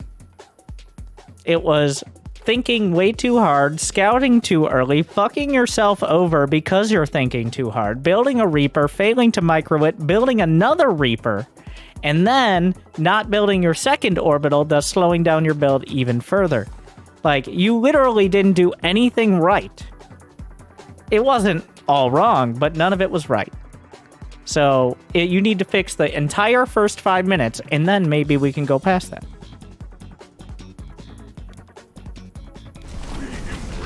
The key, or, you know what? Let's start with hotkeying the command center. Yeah, we still don't know which side this is, so overall... Either it's Gateway Man or Spires. I don't know.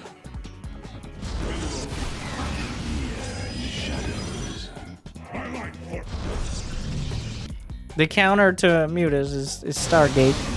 I mean, I guess...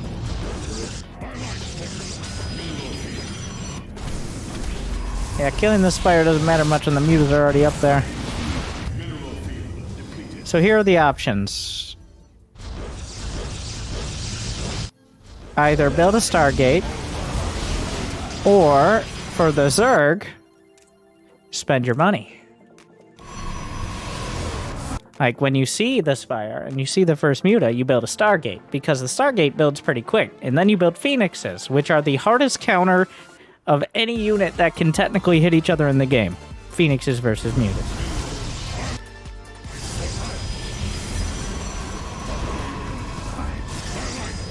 I mean, I think my thoughts about Stalkers are already well known. Stalkers, no ground unit. Well, Stalkers do not counter Mutas. They merely discourage them from remaining in the area for too long.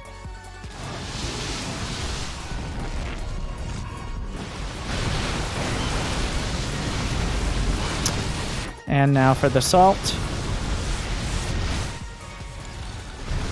Ah, yes, +2.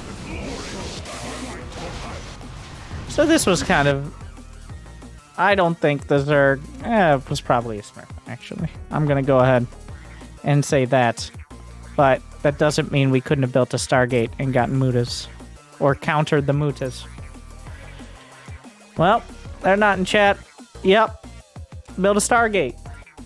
Doesn't really matter at what time. There's plenty of money. If you can build 20 Stalkers, you could have built a Stargate. That's how math works. Shame on everyone. Just in general. Shame. Moving on. Shame. They're not in chat, so... Shame. Okay, just general. Another tip. If your Twitch name, or whatever name you send in with, is different than both of the names in the replay, you're gonna need to provide a little more context. Or be here to explain it. So...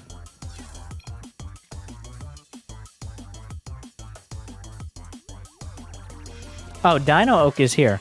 Dino Oak, if you remember the Terran who left the game with 17 turrets, 1,700 minerals, and 17 supply of the enemy's army dropping into his main? Great game. Bless your heart.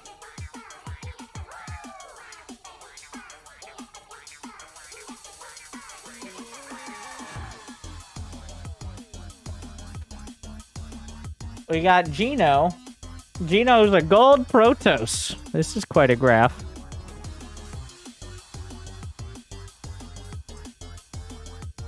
Alright, so I assume we're about to watch the exact same game. Except this time, the Zerg is not a Smurf.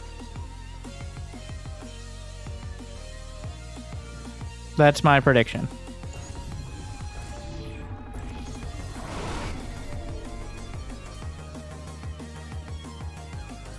Uh-oh. Uh-oh. I've done this again. I've accidentally set a Windows hotkey that fucks things up. I'm gonna mash my keyboard, but if the stream/video goes off, just panic. Because I never figured out what the hotkey is to fix it, but if I mash my keyboard, it usually works.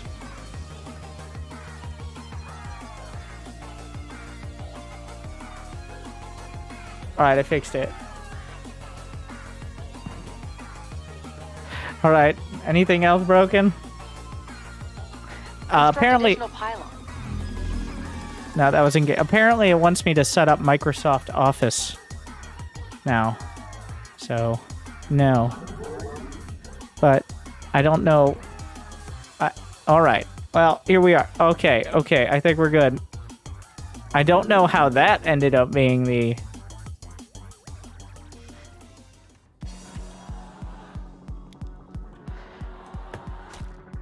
After this, we've got Meow and Inspector, and we're done. We're done. It's only 2 hours. I'm so excited.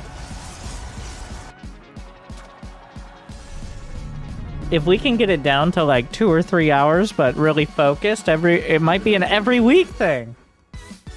What the fuck? Are we just losing the probe to the drone? That is some commitment.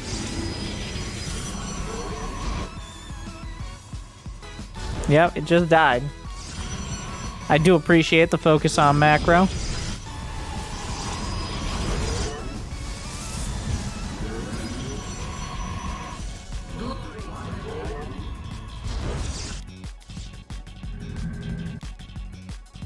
It's almost I mean, at least we're in the right order. This is not a Master Chef. Wait, oh, I'm sorry. Alright, take the strike away. I realized because I'm like, oh, this doesn't deserve a strike. It's actually a build. This Gold Leaguer with 60 APM has the best Protoss build we've seen tonight. Because it's an actual build, as opposed to a stew. It's a remarkably competent 4-gate adept. Like, it's not perfect, but it's on point. It's definitely better than you'd expect.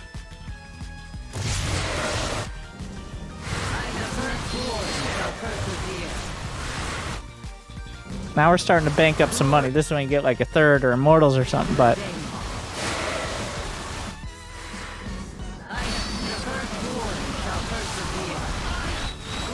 I mean... I don't know. Like... Build an Immortal? A third? obviously you... Wait. There's only 26 probes. I feel like this could be... Well, I mean, it's a good all-in. I can't even complain, because it's kind of... I can complain, but like... Oh, so that's commitment right there. Our warriors are under attack. Look, welcome to Gold League. GG. Well, so... The only risk here is becoming reliant on builds like that. Because at some point, they're not going to work as well. At some point, they're going to have enough roaches or enough defenses, whatever. So I'd focus a little more on like 36-40 probe timings and getting a third to at least have it. So that way, when you find people who defend it, you'll have some sort of fallback. But I mean, that was a B+ for gold. And the only thing that kept it from an A was me realizing that the only reason the money was kind of low is because the probe count is. Just one way of solving it. But, I mean, that was good execution of 4-gate Warp Prism Adept. Yeah, that runs the risk of being the opposite of most of the players we see, which is yada yada yada, and here's my build. Like, skipping the first 5 minutes and then pretending to know how to play. That was, here's my build, and that's it. So just acknowledge that sometimes you're just going to hit a wall at some point, but it was good execution of the build. I can't even really complain. Meow! Diamond Terran.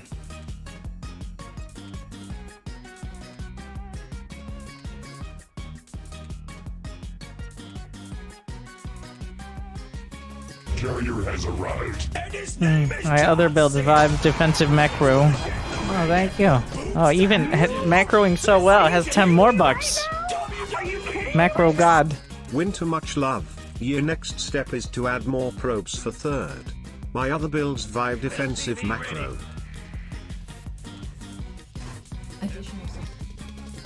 Our SUVs are under attack.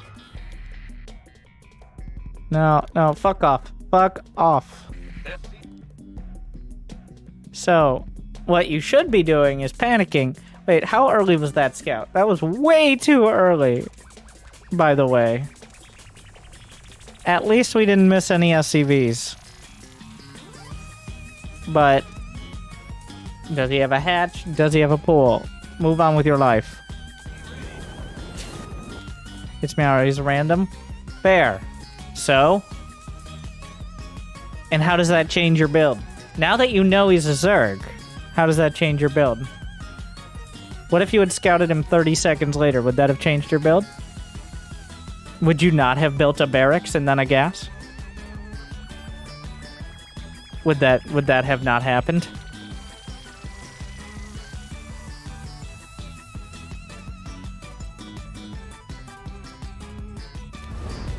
But random players are scary cheesers. I only know 2 gas and TBT. The point is, you can scout at least after the depot and still respond to TBT. For 35 months. It's a scam. Thank you, Addison. Can we get 100 more subs today? We're nearly at our goal of 69. 100 more and we'll reach it. You got a macro good.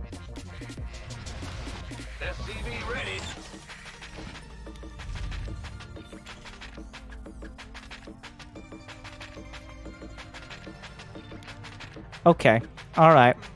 We were doing a lot of hitting the buttons here. We're at 370 APM. Can you tell me which action we haven't done? Actually, I'm gonna give it a few more seconds. New subscriber detected. Yeah, we got a scam train going up. No, that's not the one. Command center upgrade complete.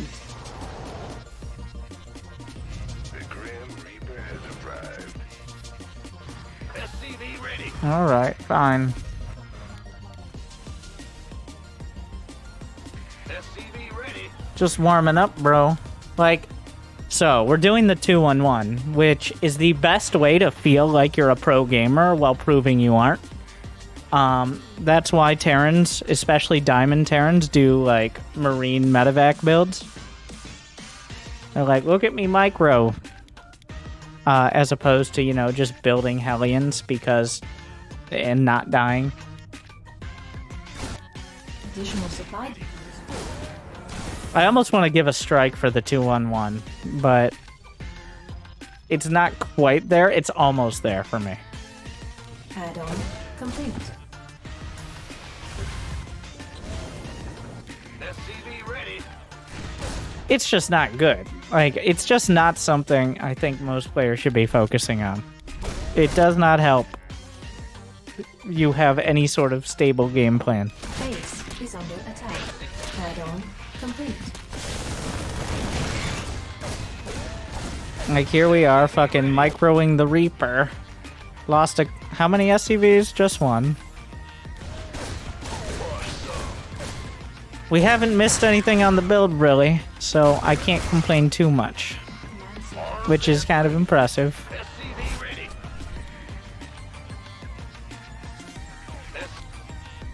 I'm like, we're trying very hard, but he's not missing it. I mean, he's only building 2 out of 3 Marines. And I think building 3 out of 3 Marines is kind of relevant when it comes to having 2 medevacs full. So that is not an unimportant detail. There we are. Add-on. Is that off center? Yep. That's a win. SCV ready. SCV want a piece of me, boy. Go, go, go. SCV ready.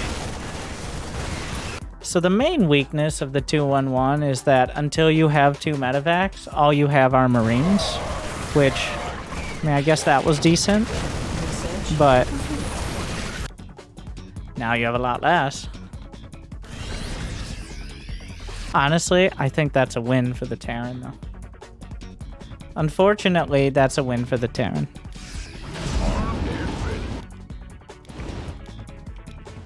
Here's what you want to do while you're setting up for your drop, alright? Anything.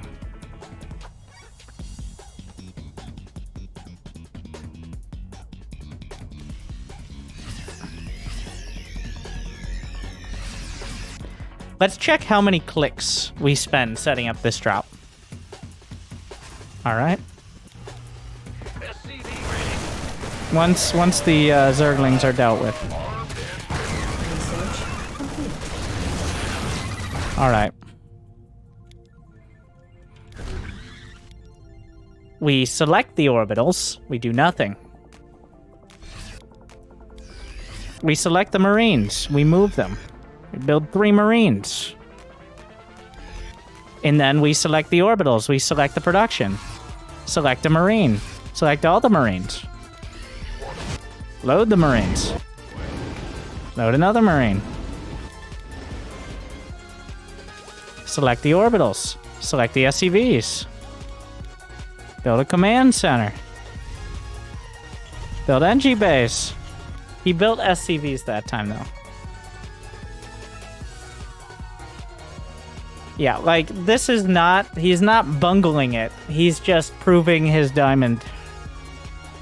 This is not a bungle. It's stepping too far too fast. Like... That's the problem with the 2-1-1.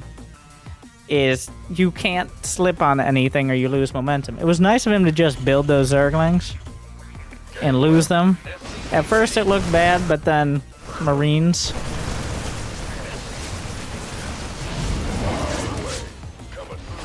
And then what happens? We're microing again. No SCVs. I'd be like, well, the Zerg isn't doing anything. Yeah, that doesn't say much. That's just the default state.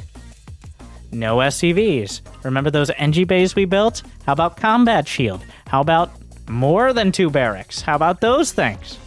Nope.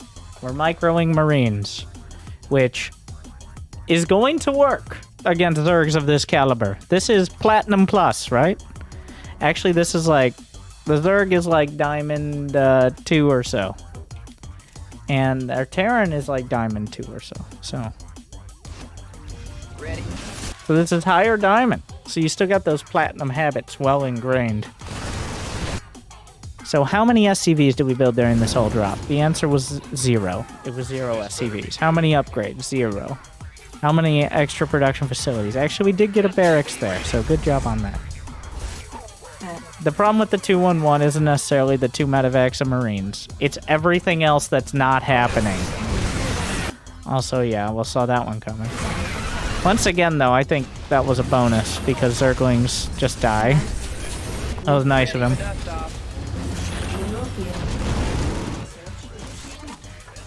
Upgrade.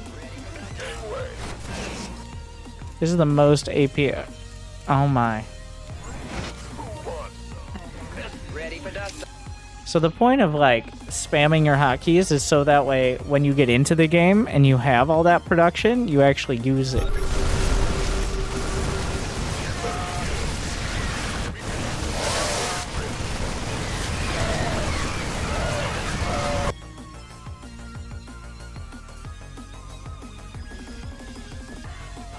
I mean, this is as diamond as it gets. It's good execution. It's not bad micro.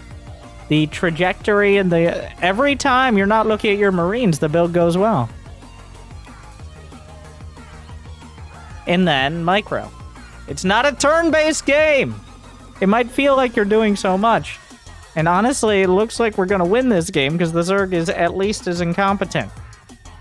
But this is what Masters players do not do. This is the difference. It's everything that's happening off the screen. That's the difference. Not on the screen.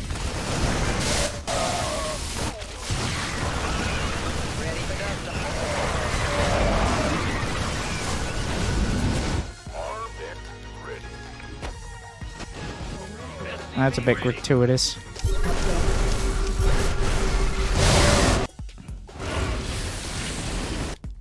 Your forces are under attack. We could throw a Marauder 4 in there, I think. No need to be a purist about it.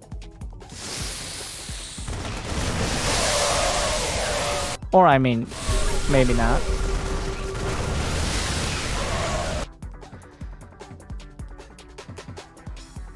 Yeah, that was diamond.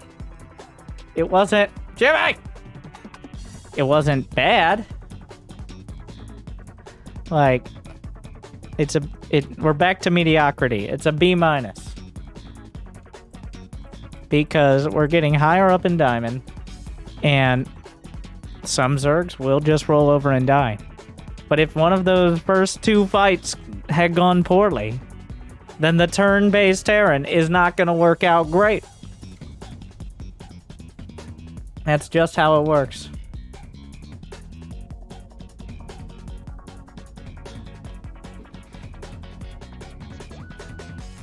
Another mediocre game. Give Terran another 10%. Even though I don't think we're going to make it to the 100. I am happy with the speed run. Okay. Oh, that was the 10. I'm starting to lose focus on the 10 minutes. You see, part of the reason for this was to encourage people not to send in fucking 25-minute games. Because it's not that I want to cut it off at 10 minutes. It's that I noticed with our 6-hour episode... almost every single game was over 20 minutes.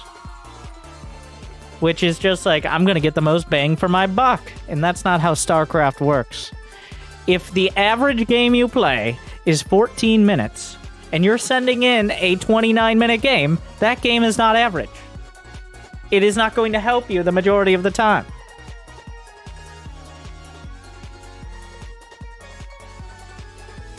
And a lot of people are like, well, I should take the longest or near longest replay because then I'll get the most advice. No, you're getting the least relevant.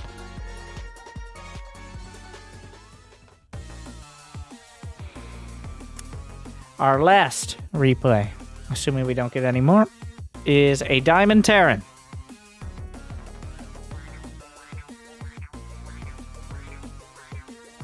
That one was all right.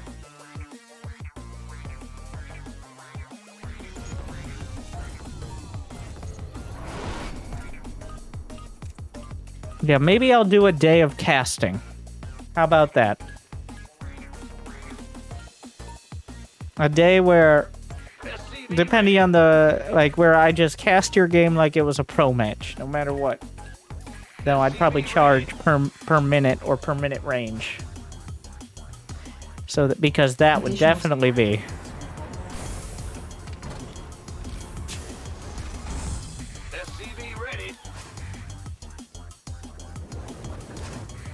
Because people try, I've definitely cut out some of that with our new Angry Coach format, which I do like for the coaching, but if I'm going to make Angry Coach a little bit more about coaching, then maybe we need some sort of monetized outlet for people who desperately want people to see how epic their game was.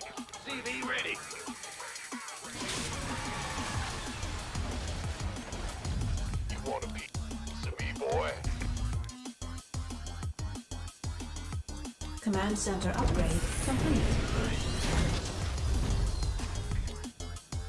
SCV ready. Imagine some of these replays better than Bronze League Heroes. Better by MMR. Ready. Only our very silver Terrans were anywhere close to Bronze League Heroes. And that wouldn't have been Bronze League Heroes because it just ended. Didn't have an epic conclusion, it just kind of ended. Probably was his shortest game he sent in. Alright, so far the build is mostly competent, though that bunker is a little far forward. He already posted one? Well, I've actually posted like half a dozen Diamond League disasters. They just seem to do horribly. I don't know why. I thought they were good clickbait, but people don't want to click on mediocrity.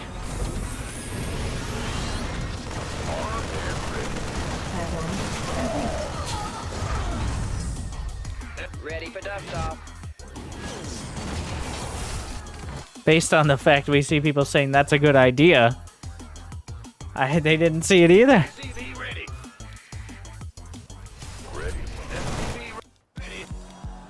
So, part of the reason we're spending this time being all meta once again is because, fine, this is a perfectly competent Widowmine drop.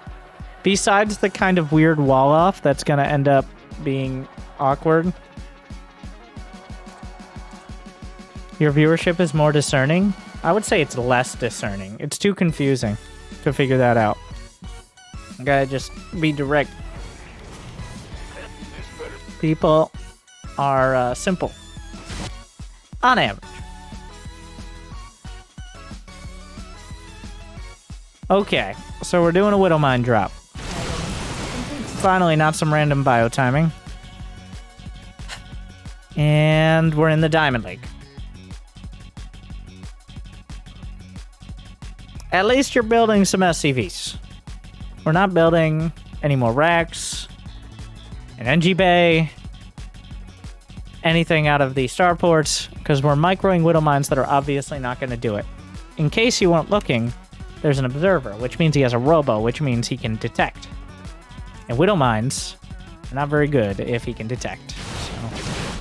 So that was just, like, pretty much the Widowmine drop is there. If it doesn't kill workers, it's mostly to just keep them busy. It's not supposed to also keep you busy.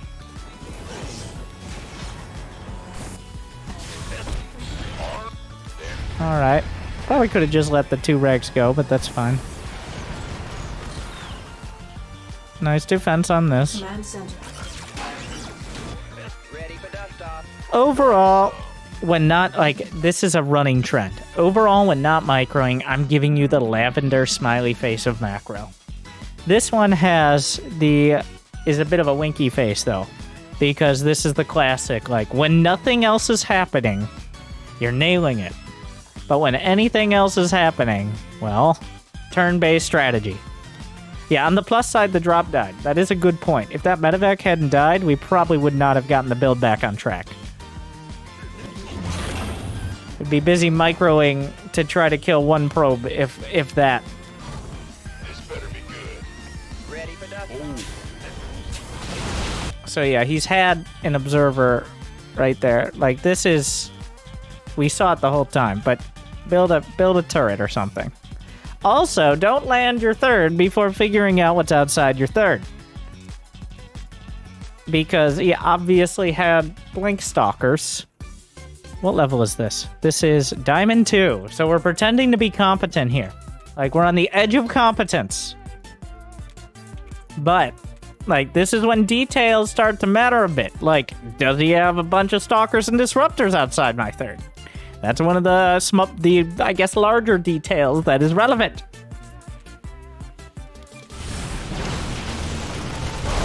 Almost a great split, but now there's not enough units. Unless the Widow Mines hit. Oh yeah, now it's time to stop building Widow Mines. By the way.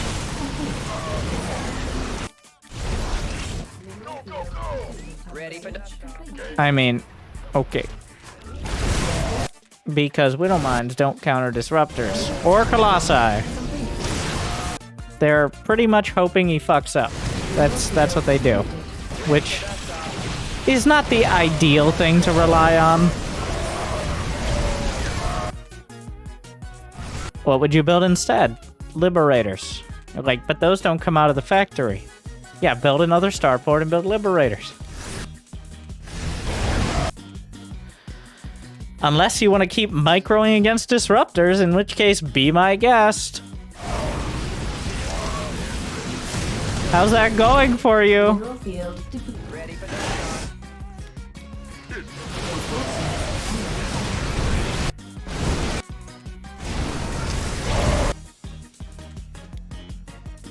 Good thing we're gonna build more Marines and Marauders, though.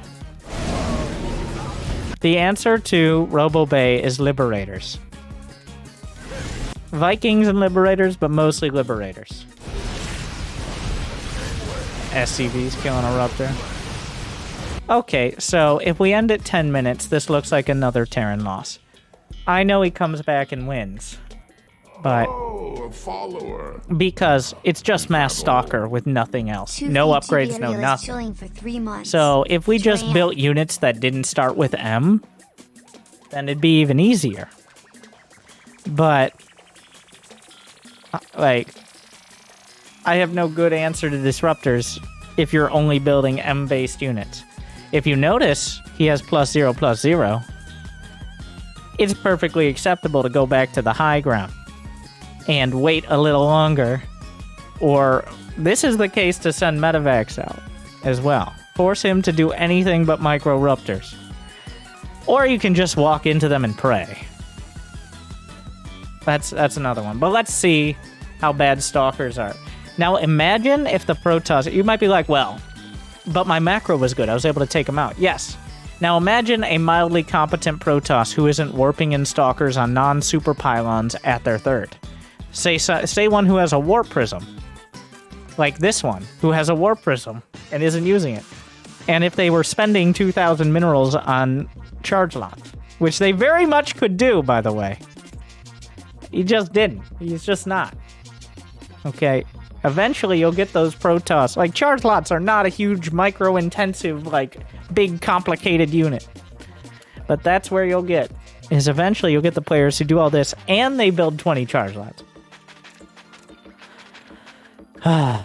Anyways, let's see how bad Stalkers are. I mean, how sick the Terran micro is. I apologize. That's what I meant to say.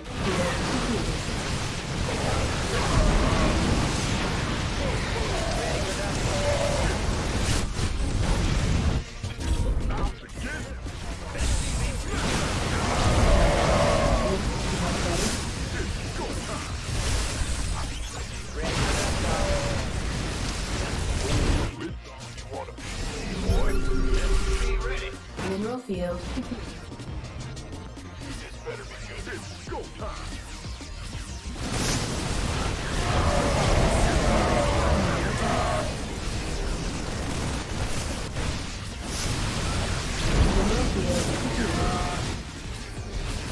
Ready for dust off. Go, go, go. Kaboom, baby.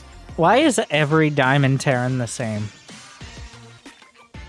It's probably because of the type of people who play Terran. Like, book smart. Like, once again, here we are. Decent macro. Decent build. But did not take into account what's happening in the game almost at all. Can't really macro micro at the same time. Like, but so when they lose games, it's extra painful because they usually lose in 3 seconds. Partially because they build unit compositions that die in 3 seconds. Because those are the cool ones. At least we tried to build some Widow Mines. We're getting some ghosts involved. But 0 Liberators.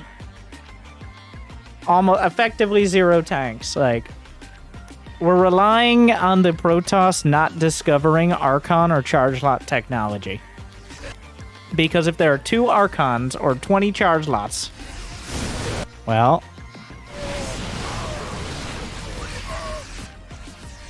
Mineral field.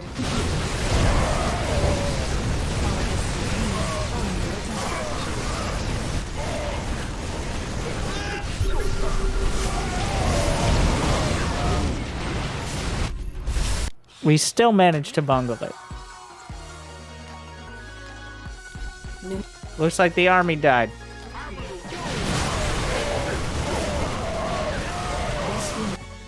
Because a disruptor or 2 hit when we looked any other direction.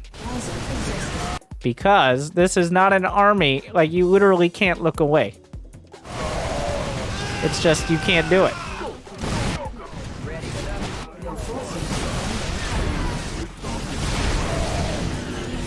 With Liberators, you can look away because at least you can zone out. Or force them to pull back.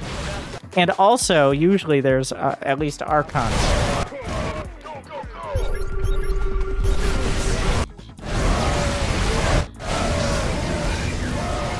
Maybe he doesn't come back. I take it back. I thought he did.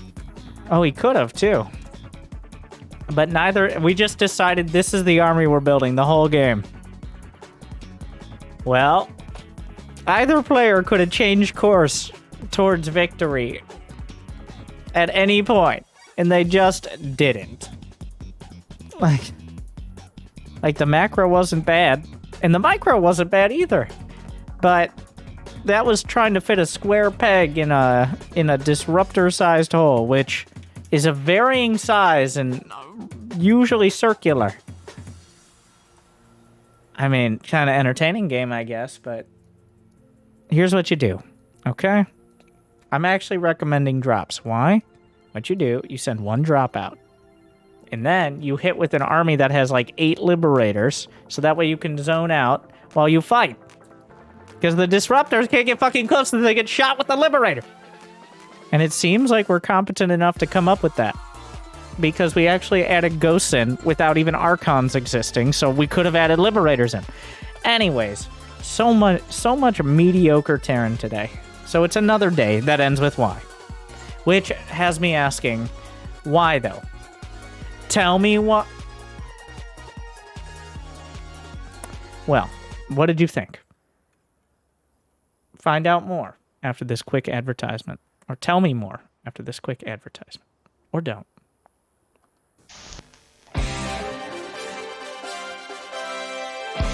Welcome back, everyone. It's the end. The speedrun. It's only been 2 hours and 45 minutes. What a nice, quick day. I'm sure you didn't fall asleep an hour ago and this isn't waking you up. But if it happens to be, have you pressed that like button? Have you smashed subscribe? You haven't? You dick. Well, that's fair, because all I do is post 3-hour videos of yelling about the same fucking things. But what did you think? Tell me why. The first Angry Coach speedrun. 10 minutes and with some stoppage time. I liked it as some coaching, but we don't get quite as much time to develop the storyline. So, you tell me. Should we continue down this road, or should we change course? Should we continue building Marines and Marauders against Disruptors, or should we change course? Should we continue trying to scout early even though we can't change the build at all, or should we change course? Should we continue building Lings and Banelings, or should we change course? Should we continue building whatever we don't have in the Protoss tech tree instead of going down any particular direction, or should we change course? I don't know. This incredibly long, however many course meal and however many course class is about to end this episode of Angry Coach quote-unquote marathon. I hope you enjoyed. I'll see you next time. I hope I made your day and your games, you incompetent buffoons, a little bit better. Stay chill. Keep course. Oh, a follower. Is that all? Super Brandon A is chilling for 22 months. Will this make it stop? Fuck that guy.